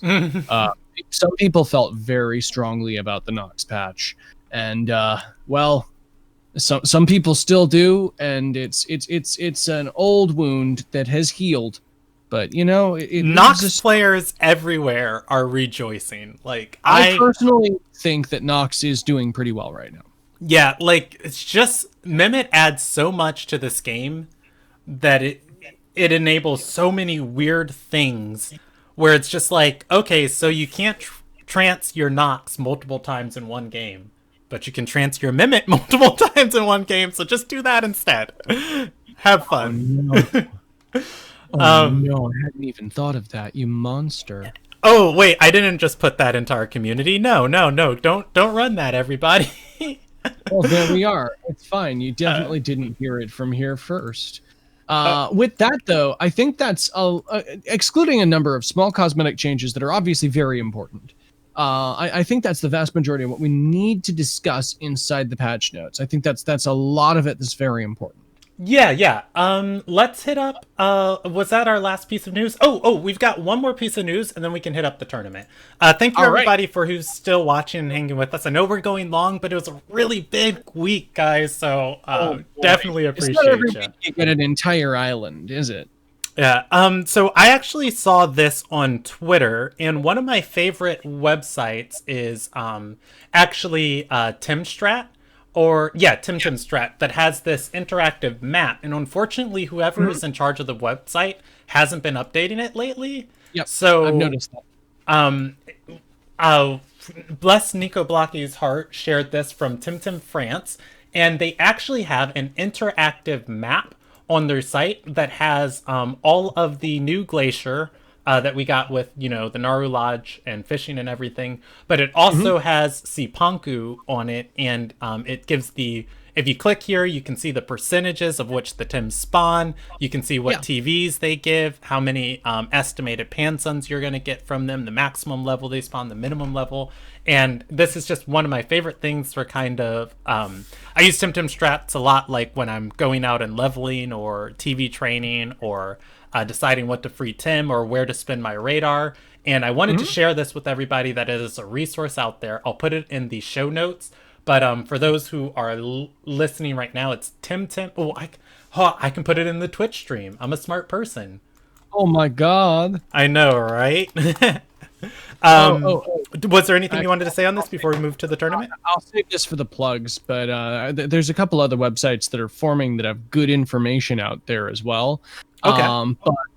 I only found Temtem Strat Temtem France the other day while I was looking for new Cipanku content, and it looks really cool. It helps that I am at least vaguely fluent in French. It helps navigate the site, well, see, for me, I'm a dum-dum who won't switch from using Google Chrome, and whenever I load pages in other languages, it offers to translate it for me. Difficile. Yeah, and so it's just like, yes, I would like you to read this to me, Google Chrome, please and thank you. Oh, well, there you go. I mean, hey, whatever winds up working there, my man. it's a really cool thing, and it's very valuable for making sure that everybody gets all of the information they need on how to navigate inside this patch. Somebody is asking for the Discord. Yami, I definitely appreciate you wanting to hang out with us in Discord. I'll share my Discord. Temtalk is a collaboration between Gaijin Buu and myself, and so we kind of manage it between both of our Discords. So my Discord's a general gaming Discord, but you're welcome to hang out in there. We like people and we appreciate people. And hey, you ran the Academy as well, which was an excellent project. I did, and I can't wait to do it again. I've been doing the learn, and hopefully someday I'll be smart at this game again. Oh man, it's there's always so much to digest. It's one of my favorite things about this, and trying to keep yourself at the razor's edge of it is just one of those things that's really entertaining to do. There's no better way of doing that, incidentally, than examining and digesting some really high-end tournaments that have happened or that are going to happen. Speaking of which, that's our segue into the Plus Weekly 44 tournament that happened this past week. I was an hour and 10 minutes off of having my Tim's TV trained in time for this tournament. Unfortunately, I could not compete, but all too well. God, was it, or goodness gracious, was it fun to watch. Oh man, this tournament was a blast from start to finish. There were so many interesting new things inside there. Obviously, as a Paradox Engine rep, I am gonna highlight the fact that, hey, our boy Gold won it with Mimit, the Mad Lad, definitely putting it on the map. Ali put Physical Valish on the map and devastated people with it in a pretty stunning showing. Bennett and Tsubaki both ran interesting sort of support build Mimits from what I recall as well. So like there's been a lot of experimentation with that. So really Quarter, cool. I love you. I appreciate you. You know I adore you beyond no end. I have been roaring, exploding, so excited to talk about this tournament, and most of the time I throw it to the guests first, but there's a couple highlights I really want to hit. Do it. It's all yours. It's all yours. Go for it. I was messaging Gaijin like Friday night as this tournament was happening, like, oh my goodness gracious. And I have a couple of notes here. So out of the weird, cool combos we saw from this tournament, the first one that I had like on the notes was Wobbles was playing a Rage Cypat build, something I was trying to get to work for Gaijin forever ago. Yes, he was running that by me, and this is what I was talking about, Cypat and Amphibian and Fluid Barrier earlier, is that him and I were tinkering with that, and it's such a beautiful combo. I love it so much. Yes, so for the listeners, again, Amphibian is a technique, is a trait. When the Tim is targeted with a water technique, they gain 1 stage of speed and 1 stage of attack, and that's just the trait. That's it. Every time they're targeted by a water technique, gain speed and attack. The really cool thing about this is when you put Cypat on the field with Shoeing, you have the ability to take advantage of Shoeing's Guardian trait, which is the ally Tim cannot have negative or cannot have stat stages lowered. Cypat has another move called Rage, which increases its attack by 2 stages, and Rage got buffed. It costs less stamina, and it now has 0 hold. Turn 1. So good. Yes. Thank you. This opens up so many things. Turn 1, you Rage with Cypat with Shoeing on the field, and then I think Fluid Barrier is like, what, a 1-turn hold? And the next turn you put Fluid Barrier, which is a water technique that gives a Tim immunity. And does it give a stat stage? I don't know if it does. It does. It gives special defense. It gives special defense, which triggers Cypat's Amphibian, which gives it 1 stage of attack and 1 stage of defense. So in 2 turns, you can get 3 stages of attack, 1 stage of special defense, and 1 stage of or rather, yeah, one stage of speed, which is 5 stat changes across 2 turns and turn 2 Saipat can Nicho Sai. It's insane. It was insane Absolutely. watching Saipat go ham, and it was just like, do I need to buy a Saipat? Because I kind of feel like I need to buy a Aggro Duck. Saipat. Aggro Duck is a whole thing that's coming up to the surface, and it's really nice seeing how many different things are able to take advantage of Amphibian. This is not the only Tem that can. And yeah, I would also like to reverse it too and say that like this combo isn't only just Saipat Shuin. Like there's so many different cool things we can play with Rage getting a buff, because both Golzy and Mastion have Rage as a technique that they can learn.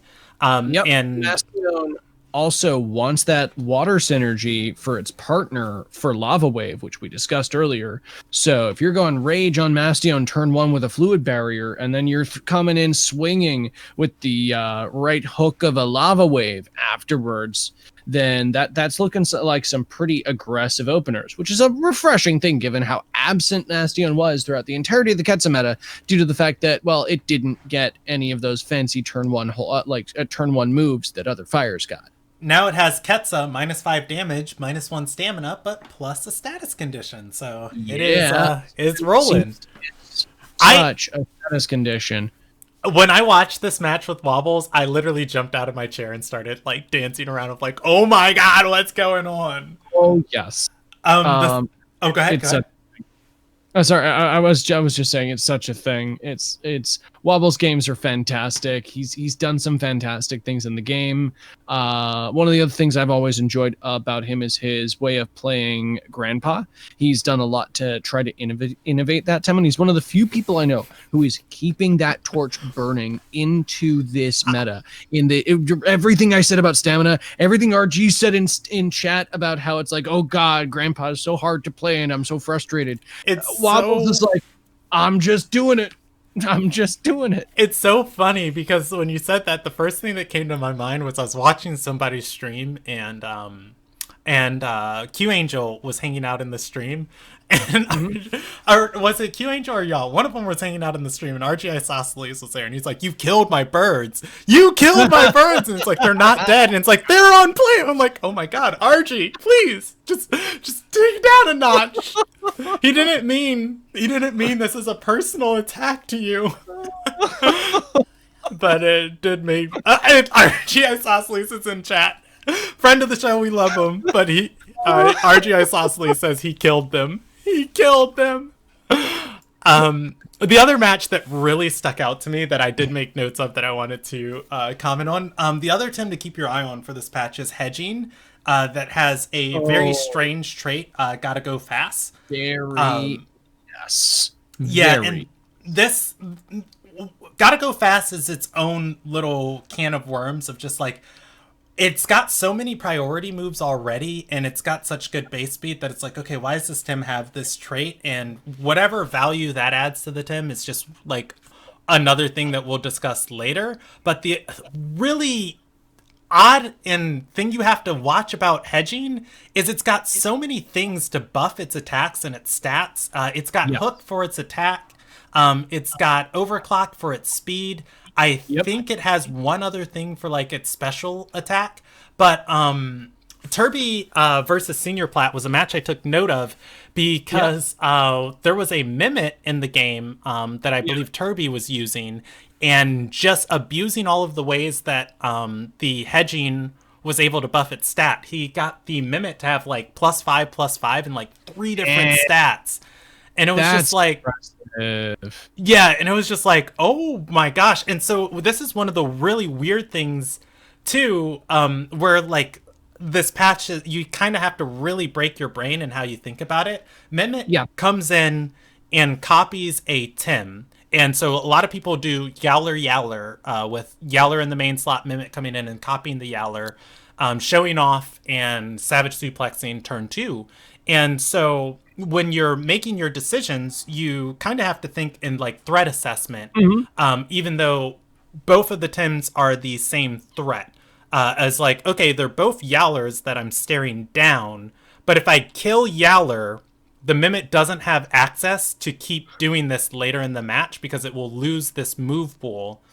But if I don't kill Mimit, Mimit swaps out and gets another move pool with stat adjustments that it shouldn't have, that Tim doesn't have access to, where it's like some Tims are balanced because they don't have show off, but Mimic can take show off from one Tim, swap out and come in as another Tim and take advantage of the show off with the base stats of another Tim that shouldn't have to show off. And so it's like Hedging's kind of balanced because it's like, okay, it's gotta go fast, it's got all these weird traits and all these things that can move up, but its kit's kind of balanced around the fact that it takes 4 times damage from water, and it really can't take huge advantage of gotta go fast because it's already really fast.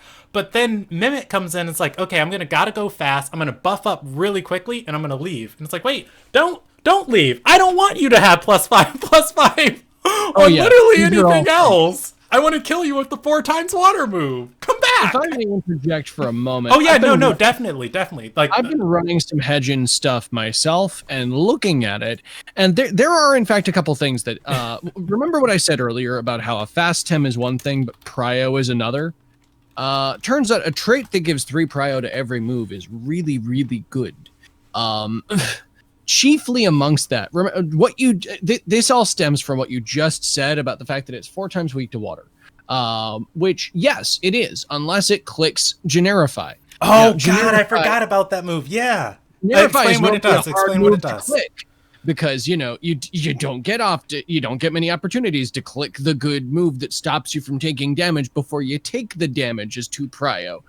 When it's 3 prio, that's a lot easier, and it can give you evade if you're next to a neutral. So these things alongside that, combined with the fact that it gets harmful microwaves that it can then use without synergy, meaning that I'm going to pause you. Up to 3. Since Generify is a new move, can you explain what it does for everyone? Okay, so Generify, for those who aren't aware, it's a digital move that nullifies you for 2 turns, and if you are next to a neutral partner, its synergy also gives you 2 evade. So nullification, once again, for everybody who is not aware, gives you the ability to ignore your resistances and weaknesses of your typing. That is the only thing it does. It does not change your typing. It does not change your offensive dab. It just changes your resistances and just removes them from the board. If you have a really swingy type distribution, it means that you're not taking that 4 times damage from water. Building on that, Nullify actually removes your typing, not just your resistances. It removes it entirely. No, typing. I burned a Fire Tim that was nullified, and Fire Tims should not be able to be. I believe that's a separate bug. That might be a bug then, because I was going to say it definitely had the nullify condition on it, and I was like, can I burn this? I burned it, and I was like, wait a second. Okay, I will have to. I'll record that and I'll send it to Q Angel. Cool beans. From absolutely everything I've tested, I've never seen that be a thing. Consistently in our own casual battles and assessments of damage and Tylo's damage calc on Tem team, you do not have any environment in which nullified actually sort of removes your typing. It entered the shadow realm. I know. I just saw it and I was fixing it. But yeah, I just wanted to quickly interject with that with hedging. Oh yeah. Keep going. One other thing about hedging, just quickly while we're talking about this, because these are all some really cool things that people have been playing with. But like, you know how you said that all his buffs stay on him? Yes. He's got this other trait. It's called going away gift.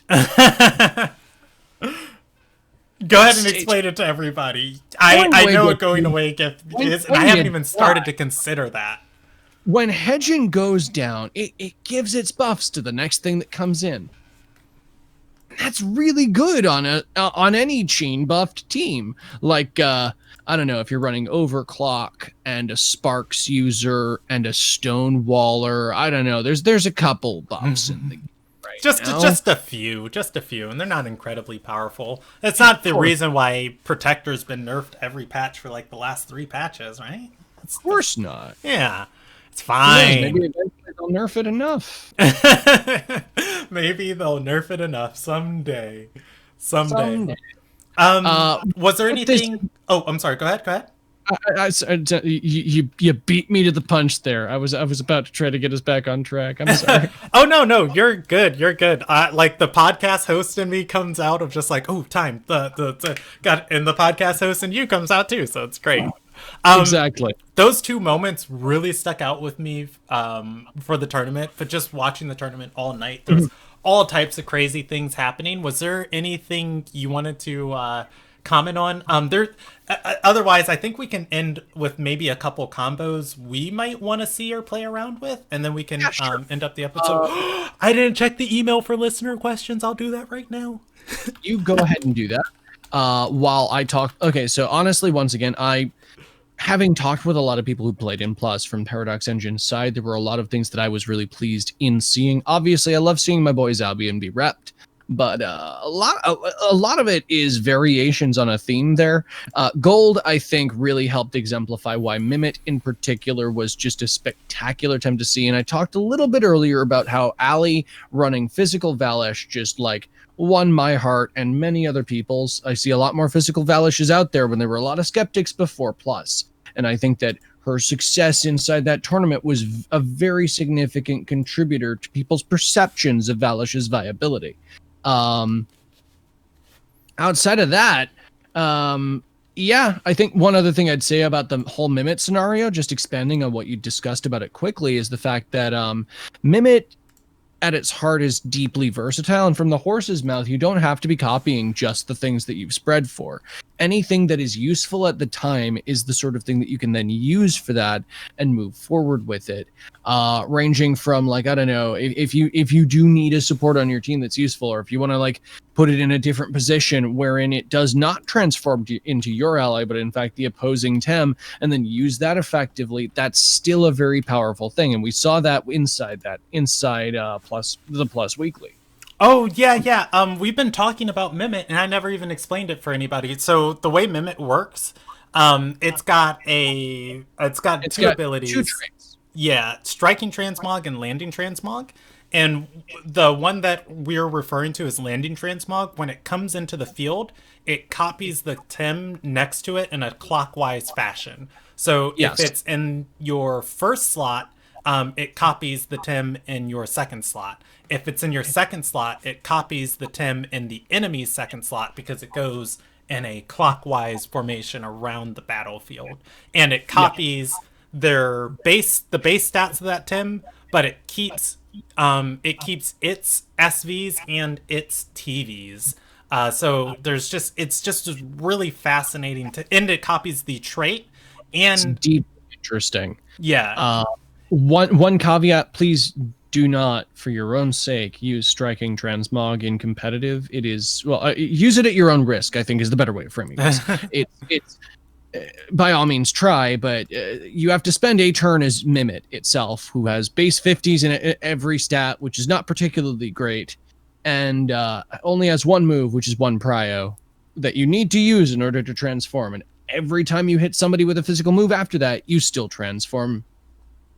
It's a lot less consistent than landing transmog, and it's seen a lot less use competitively as a result. Yeah, that's really, really fascinating. Now the thing that is, so I said we can talk about combos for a second. I'm gonna address something that was put in chat. I'll talk about my combo. I'll let you talk about a combo. We'll hit listener questions, and then we'll be out of here. So Zik said you guys should try a freeze Doom team. I think that's really fascinating, Zik, because we just got Cycrox in game, which is a really interesting Doom user that can spam out lots of Doom. Yep. And then on top of that, one of the things that have been holding us back from freeze is really good options to lock up freeze. And freeze, it's unfortunate, but it does take lots of water Tims, which opens up like vulnerabilities, and you kind of want bulkier water Tims. And like bulky Whip Lump is a weird thing that's really hard to run.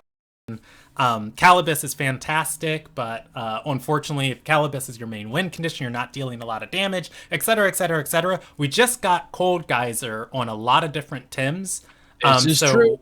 As long as we can 3 freeze early with like a Momo, we can lock up our freeze for 3 turns with Cold Geyser on other Tims, and we don't open ourselves up to as much weakness because Snowstorm got buffed to three turns of cold.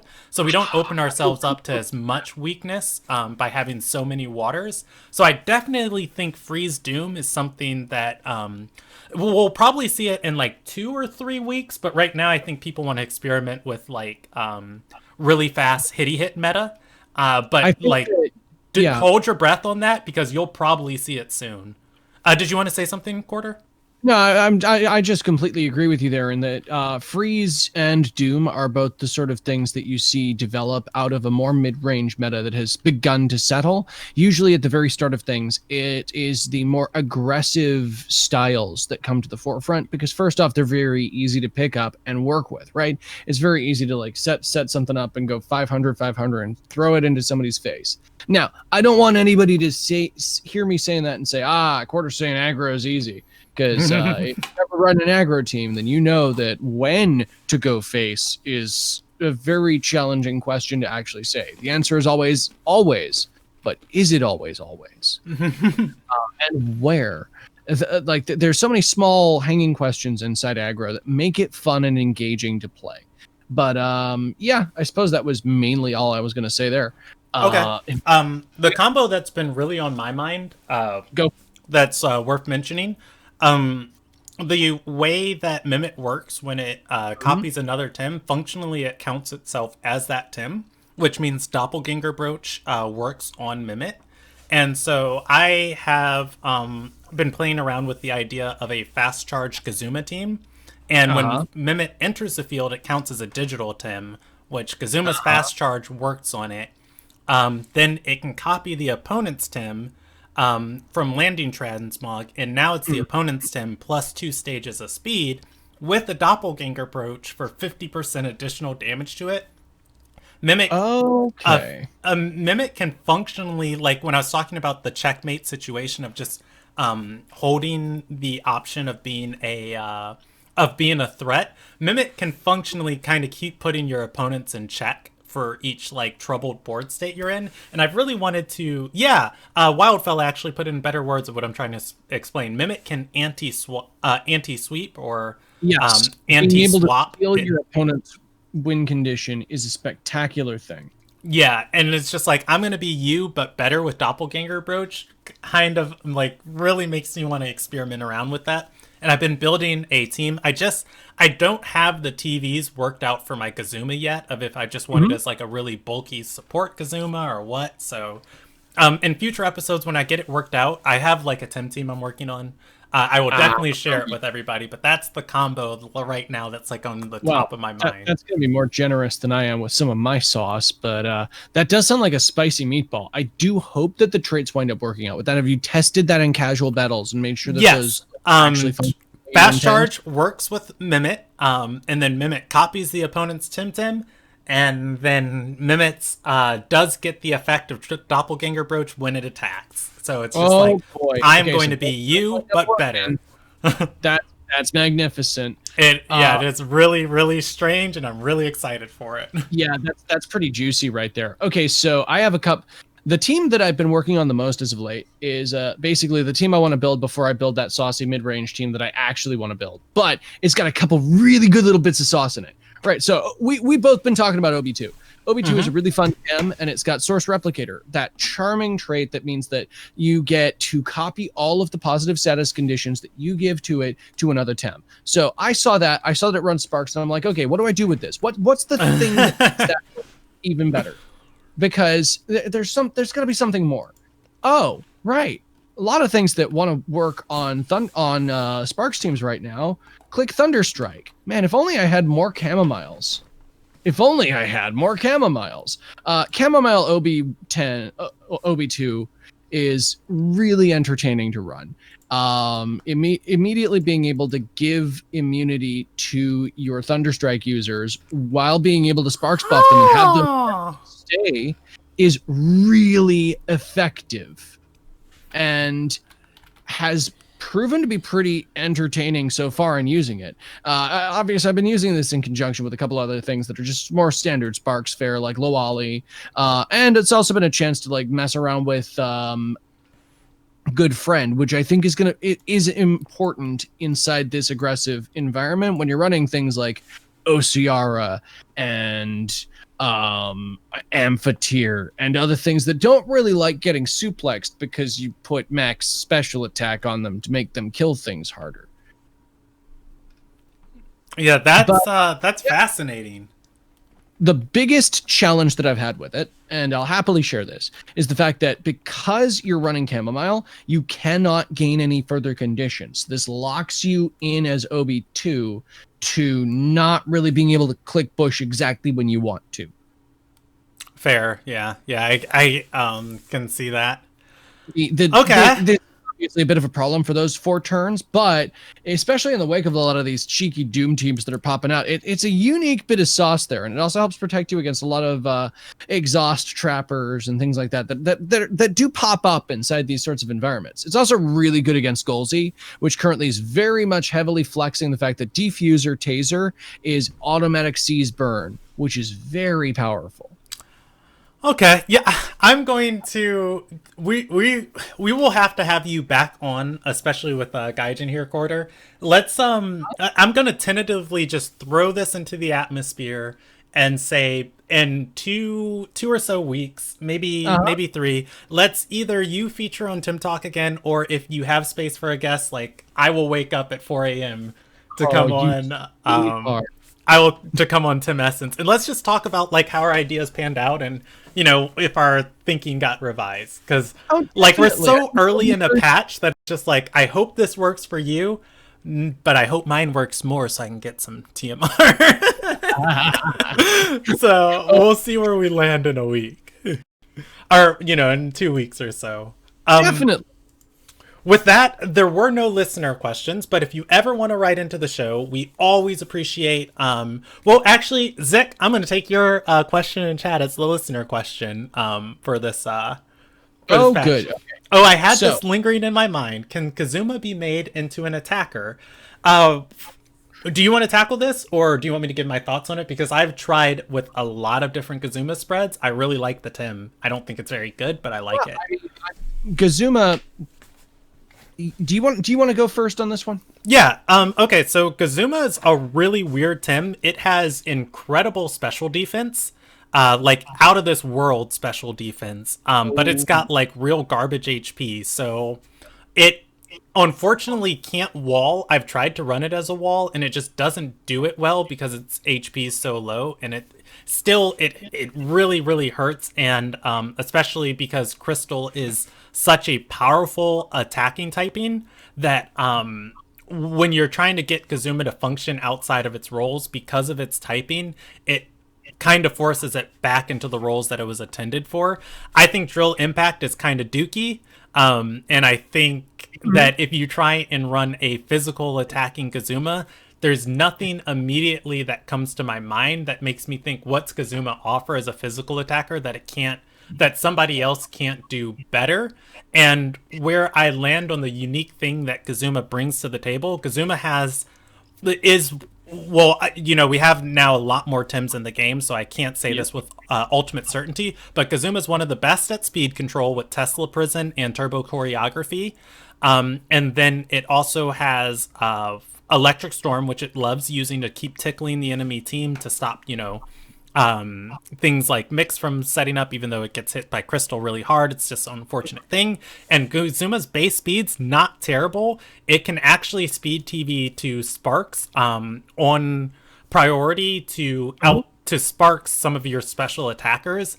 And I think the things that Kazuma offers to a team in the role that it was intended outclasses what it does in other roles, so much so that as somebody who has tried really to make Kazuma function outside of its role, I just don't think that it's worth it. And I say this as somebody who unfortunately has a Luma Kazuma and 2 different perfect Kazumas. To counterpoint your sentiment, first off, hard agree. I think that Kazuma is best when it is set up as a support that is there to be annoying, angry, and most importantly, buffing your other Tem. The best Kazumas that I saw in Kasiwa were ones run by a couple acclaimed Sparks players who made sure to basically just like not even pretend to think about attacking with that Tem. They ran full bulk, full speed, and just made sure it went faster than everything they wanted to Sparks, and made sure that if you made the mistake of attacking it, it was going to take a bit more than you thought it was going to take it down. I personally, back in Tukma, wound up building a Gazuma that was able to live 2 Madness buffed Valish Sea Spikes pre-Crystal Spikes nerf. It is 100% possible to make very durable Gazumas. The one thing I do not think it's possible to do is do that and have it kill things. Or yes. rather, I feel that way so much with my Gazuma, because I'm just like, yes, you did nothing to it. And Electric Storm. Oh, no, that was like 15% of your HP. Okay. To attack. You click Tesla Prison to lower their speed. You click Sparks to up your special attack. You click Turbo to up your speed. You click Cage to make them regret making decisions. And you just pretend you don't got attacking moves. That's my perspective on pre-Kasiwa Gazuma, because I think Cipanku Gazuma's got its own set of problems. Yeah. And that's the fact that Obi-10 is the Sparks user that people told it not to worry about. I'll jump in. I'll jump in here and say that that's not to say, like stay away from Gazuma, because I remember way back when I was scrimming against Huron Crane, who put together this amazing Sparks team, in which he was using Gazuma, and he wiped the floor with me. And so we would go into game 2, and I'm like, I didn't like that. Ban Gazuma. And it's like, haha, the team does nothing. There are no other good Sparks users in the game. Your strategy's null, and I have won. and that's how the matches went. But now we have multiple Sparks users in the game. I don't think Nestle's that great at the Sparks role, and I think there are better Sparks users than Gazuma, but when you make a Sparks team, just like Quetzalcoatl, you want to have access to Quetzalcoatl on multiple Tims, you want to have Sparks on multiple Tims, and I definitely think there will be a spot for Gazuma in team building, just unfortunately not as a physical attacker.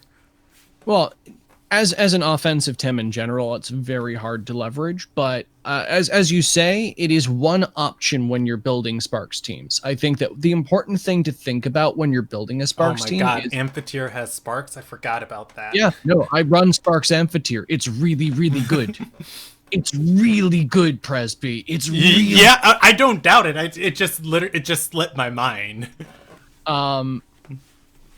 You want to consider what Sparks user fits best in the team, because sometimes you're looking at your typings, it's like, oh man, if I pick Nature Electric, I just straight up die to fires. Why would I do that? Or you look at Nestle and you're like, maybe this is exactly what I need on my team for this reason or that reason. Or maybe you look at your fast charge Kazuma and you're like, oh, you know what? I kind of wanted to run a mixed Sparks core with Lowaddle on the side. And that's kind of a fun bit of shenanigans you can run there. And I've got this really cool max HP Mimit that could work well with that. And you kind of like mix and match things together with that. Incidentally, Kirasuni. Oh, that was the other thing I wanted to talk about with Plus OP. Just doubling back very quickly. Go for it. There's a cool new player called Kirasuni who did a really fun thing with... Oh, that guy kicked butt. Yeah, no. He wound up making top 8 and came out of nowhere. He's an absolute sweetheart, very charming person, now with Ronin, and he's just rocketed up there and brought a bit of consistency to what otherwise has been established as a pretty gimmicky Tem, due to the fact that a lot of people kind of go overboard in trying to make that mechanic work effectively.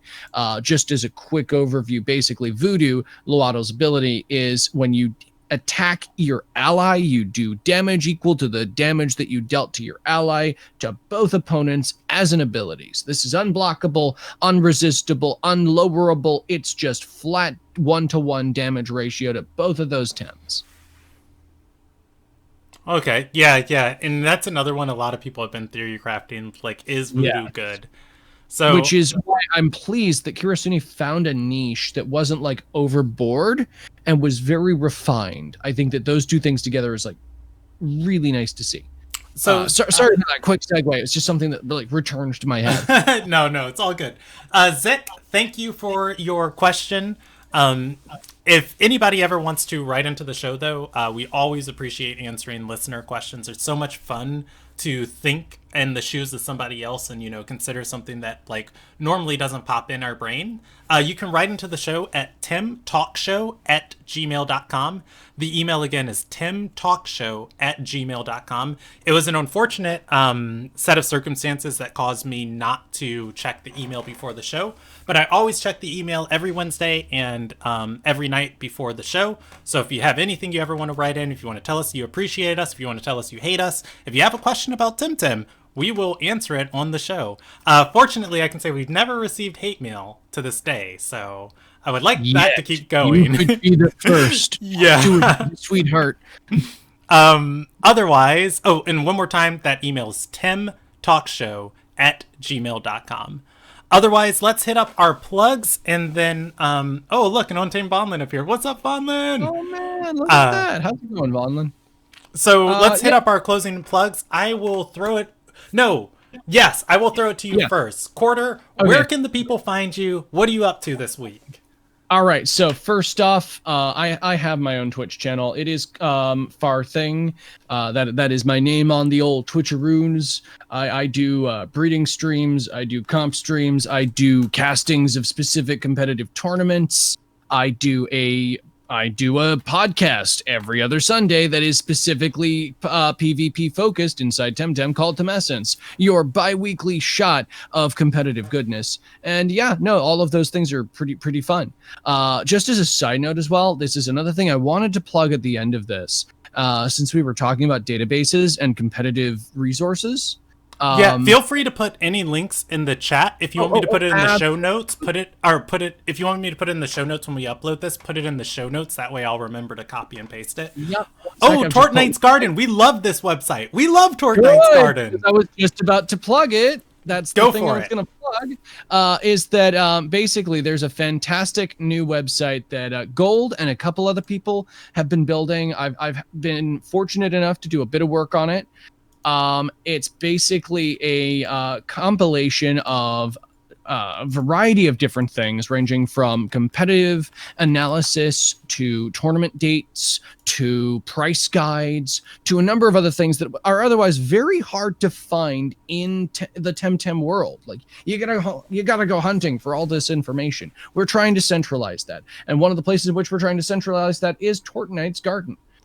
Go ahead and make an account if you so desire, and you'll be a bit better at organizing things inside there. We have our own takes on how Plus went and our own snapshots of what have happened there, written by none other than the Grand East 25 and a couple other great people that have been working on it. And it's generally been a really fun project to see grow. And I also want to again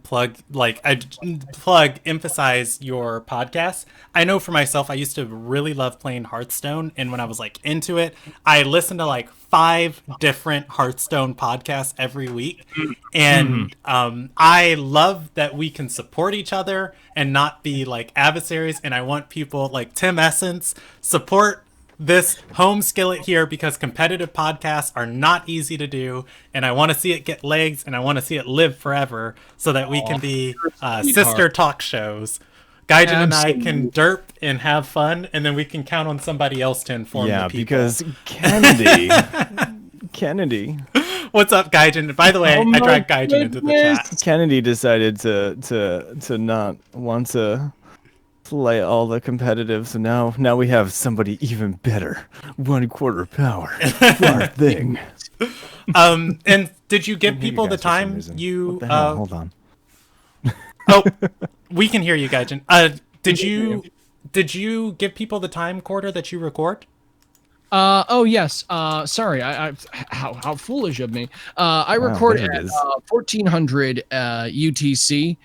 Sorry, BST these days. I'm in the UK time zone, so we tend to try to record inside that sort of time frame for the live recording. I am working on making sure that the backlogs of those are set up on both just a podcast web, like sort of blog site, and also the upcoming Paradox Engine YouTube channel, which is something that is in the works. Keep your eyes peeled.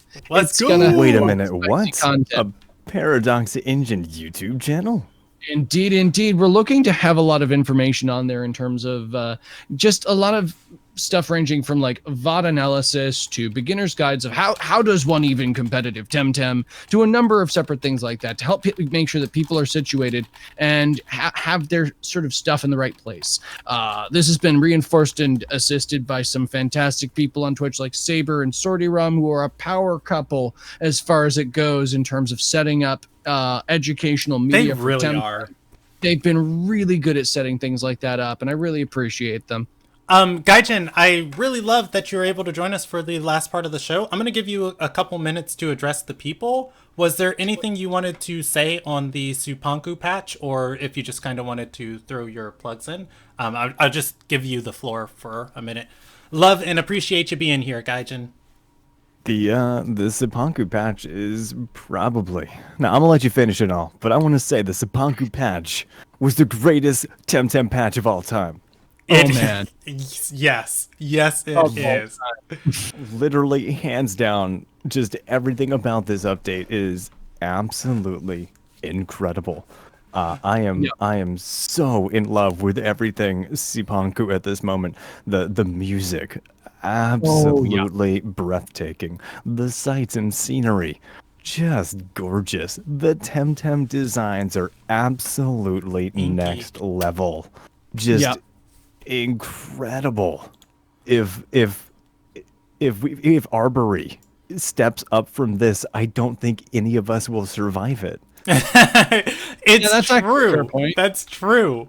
I think I will go crazy. It had so many things going for it. They're like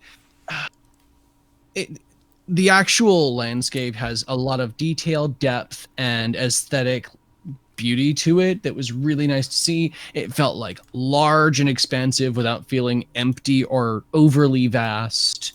The like relatively labyrinthine structure of it worked really well. The Thames themselves are absolutely glorious. The storyline was pretty fun and worked out pretty cool. I mean, Mulgubu. Don't you dare call it Mulgubu. Mulgubu, yeah, I that thing made me uncomfortable, but I did think it was cute. Not up in here. We don't talk about the nightmare fuel that is that giant mascot.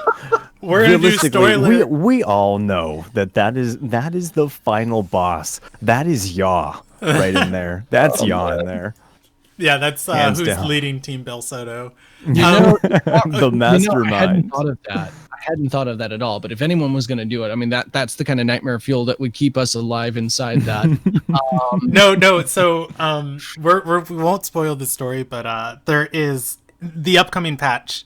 Ideally, we're gonna get like 2 more Cipanku patches because that's how they always do these. There's the Krima headquarters inside of Neo Edo. That's work in progress. What if, like, when we finally get that patch, there's, like, some quest that's, like, go speak to Yaw, and, like, the Mo Uwu guy walks from the Yoshishama into Krima headquarters, takes off his hat, and it's like, hey, you wanted to speak to Yaw? That's me. It's just, how troll would that be? Right there, it's like, oh, no. All along. All right, I'm gonna throw out. So that was some... basically my opinion on Cipanku. It's incredible, and if you guys haven't had a chance to play it yet, just do it. Don't rush it. I mean, I know a lot of people like to rush through content, but they put so much work and effort into this. If you can take the time to go through it slowly, I would 100% take the time. It is incredible. It's beautiful. And for those of you who don't know me, I'm usually on the podcast. I'm usually one of the co-hosts, but I had some issues today. But I am It's Gaijin Boo. You can find me on twitch.tv/It's Gaijin Boo. I also have a Twitter and other social medias that aren't Facebook as well under the same username. So, you know, if you want to come and hang out with me and actually see my face, that's where you can find me. And and we'll talk about it next week, but sometimes you can find him on twitch.tv/HumbleGames. Actually, I'm appearing. Actually, I'm going to be on Humble Games tomorrow. That's so sexy! Okay. At 10 a.m. At 10 a.m. I might actually need your help, by the way, Quarter, tonight. Just a couple minutes after podcast. But yeah, I will be. I'm so I will sorry, be on Quarter. I told you an hour and a half, and we're tomorrow. almost at 3. as well. These So things happen. Okay, so for myself, I do D&D and storytelling. Yes, that's what I do. Storytelling content on my own Twitch and YouTube channel, twitch.tv/PresbyKennedy. If you enjoy stories and you enjoy fiction and fantasy, definitely tune in. I'm going to be playing through a web novel later tonight. Definitely would love anybody hanging out to watch that. It's going to be super cute, and I can't wait to go through it. Finally, we live stream this show, Temtalk, on twitch.tv/Temtalk, temtalkshow. Yes, that is our link. Twitch.tv/temtalkshow. And we live stream every Monday afternoon at 3:30 Pacific Standard Time, 6:30 Eastern Standard Time. Would love for you to hang out with us. And of course, we are going to be uploading all of these to all of our feeds. Just give us a little bit of grace working with us. We are a little bit behind on our uploads, but we will catch up. We will. Blame Gaijin for that. That's and all Kennedy, fault. and Kennedy, because Cipanku I got could the be best helping of It me. can be you like out. that sometimes. It can be hard. Like life always must take priority, and making sure oneself is situated is a very important thing. Backlogs will always have time to appear. Yeah, Yes.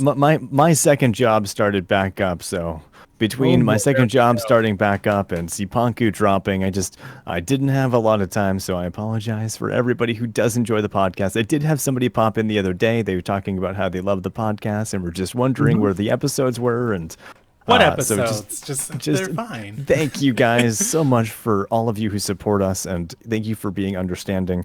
Things will smooth out here, and we should be getting back on track here. But love all of you guys. You're all amazing. And finally, the last thing I will say is please join Gaijin or my Discord to keep up with the show. We have a super secret special surprise for everybody later this week. It is a beautiful surprise. I promise you'll love it. But it's secret. We can't tell you, but you'll see it when it happens. Yep. We can't tell you when it's happening. We can't tell you where it's happening. Find out this week on Dragon Ball Temtalk. Yeah, there we go. We're going to have a super secret, saucy episode for you guys, and you're just randomly going to see us go live. So please follow the channel or join our Discords, and you can definitely catch when that happens. With that, Quarter, I didn't explain the turn 30 beforehand, but are you familiar with how our turn 30 works? I am familiar with the turn 30, and I got a fancy new thing to demonstrate. Hit us with it. This is something that I have been doing a bit more of now that I've had the opportunity. It's something that's near and dear to my heart. It's the whole That's contact. one of those fancy those balance ball things. Absolutely, it is. I've been doing this for roughly Look at it. years now, something like that, and it's been nice having an opportunity both on my channel and a couple other people's. Okay, so I'm gonna pause you because we have listeners that only listen to the audio. For them, right now, I will explain what's happening. Quarter is a straight wizard. He is breaking physics, and he's got this magical glass ball that is obeying no laws of anything, and it looks super fancy. So what this is called is contact juggling. The idea behind it is very simple. It's the idea that you are holding the ball in a variety of different ways that allow you to basically manipulate where it's going in really pretty patterns. This usually is done in one of two ways. Either you're rolling it across your body in really pretty ways that are like usually very dramatic and expressive. They're usually like a body roll or something like that. Or you're keeping it very still through a lot of like opposite motions moving together. So that winds up being based like, so for instance, say you're making a circle in your hand and then you make a circle around that circle to keep the ball still. Like if I stop. Oh God, it looks like editing, just like somebody put like a dead pixel on my screen or something of the ball. That's the beauty of it. When it stays still enough, it just doesn't look like it's real. And that's the thing that just enraptures How long have me you been practicing? I've been doing this for roughly 13 years now. Oh, wow. I thought it was something you just picked up where I was like, maybe I can let No. Turn 30 is I intend to bring a different wild thing on here every time. That's beautiful. That's beautiful. I Find out what the next crazy thing is in 13 years. No. Ball Z. I told Porter, Gaijin, and obviously we collaborate on guests. I told Quarter if we're not able to feature on his show, I would like to bring him back in a week or two if we can, or 2 weeks. Like that'd be really, really fun. Quarter is welcome back as much as he wants to be. How just dare like you? I hate Lindsay Quarter. and I'm kidding. all of these other amazing people that have taken the time and energy to be on our show, like Subaki, Temtem, and Yes. Von Lin, whoever that guy is. Speaking of, And yeah, plus OP. it's another amazing member of the community. Him, I've been really enjoying getting to cast a lot of his best of 3 tournaments and 3v3 tournaments recently, and it's really fun bouncing back and forth between people like him. It's just good fun. You know, there's a lot of different like takes on what's going on, and being able to bounce back and forth between different charismatic individuals on that just means a lot. I'm going to jump in real quick and say we're going to be moving into our post show. Thank you everybody for listening to the show. Everybody listening live, we're going to hang out for a couple more minutes until Quarter has to go. But for everybody listening, this is where the recorded episode ends. Have a great day, and we appreciate you more than you know.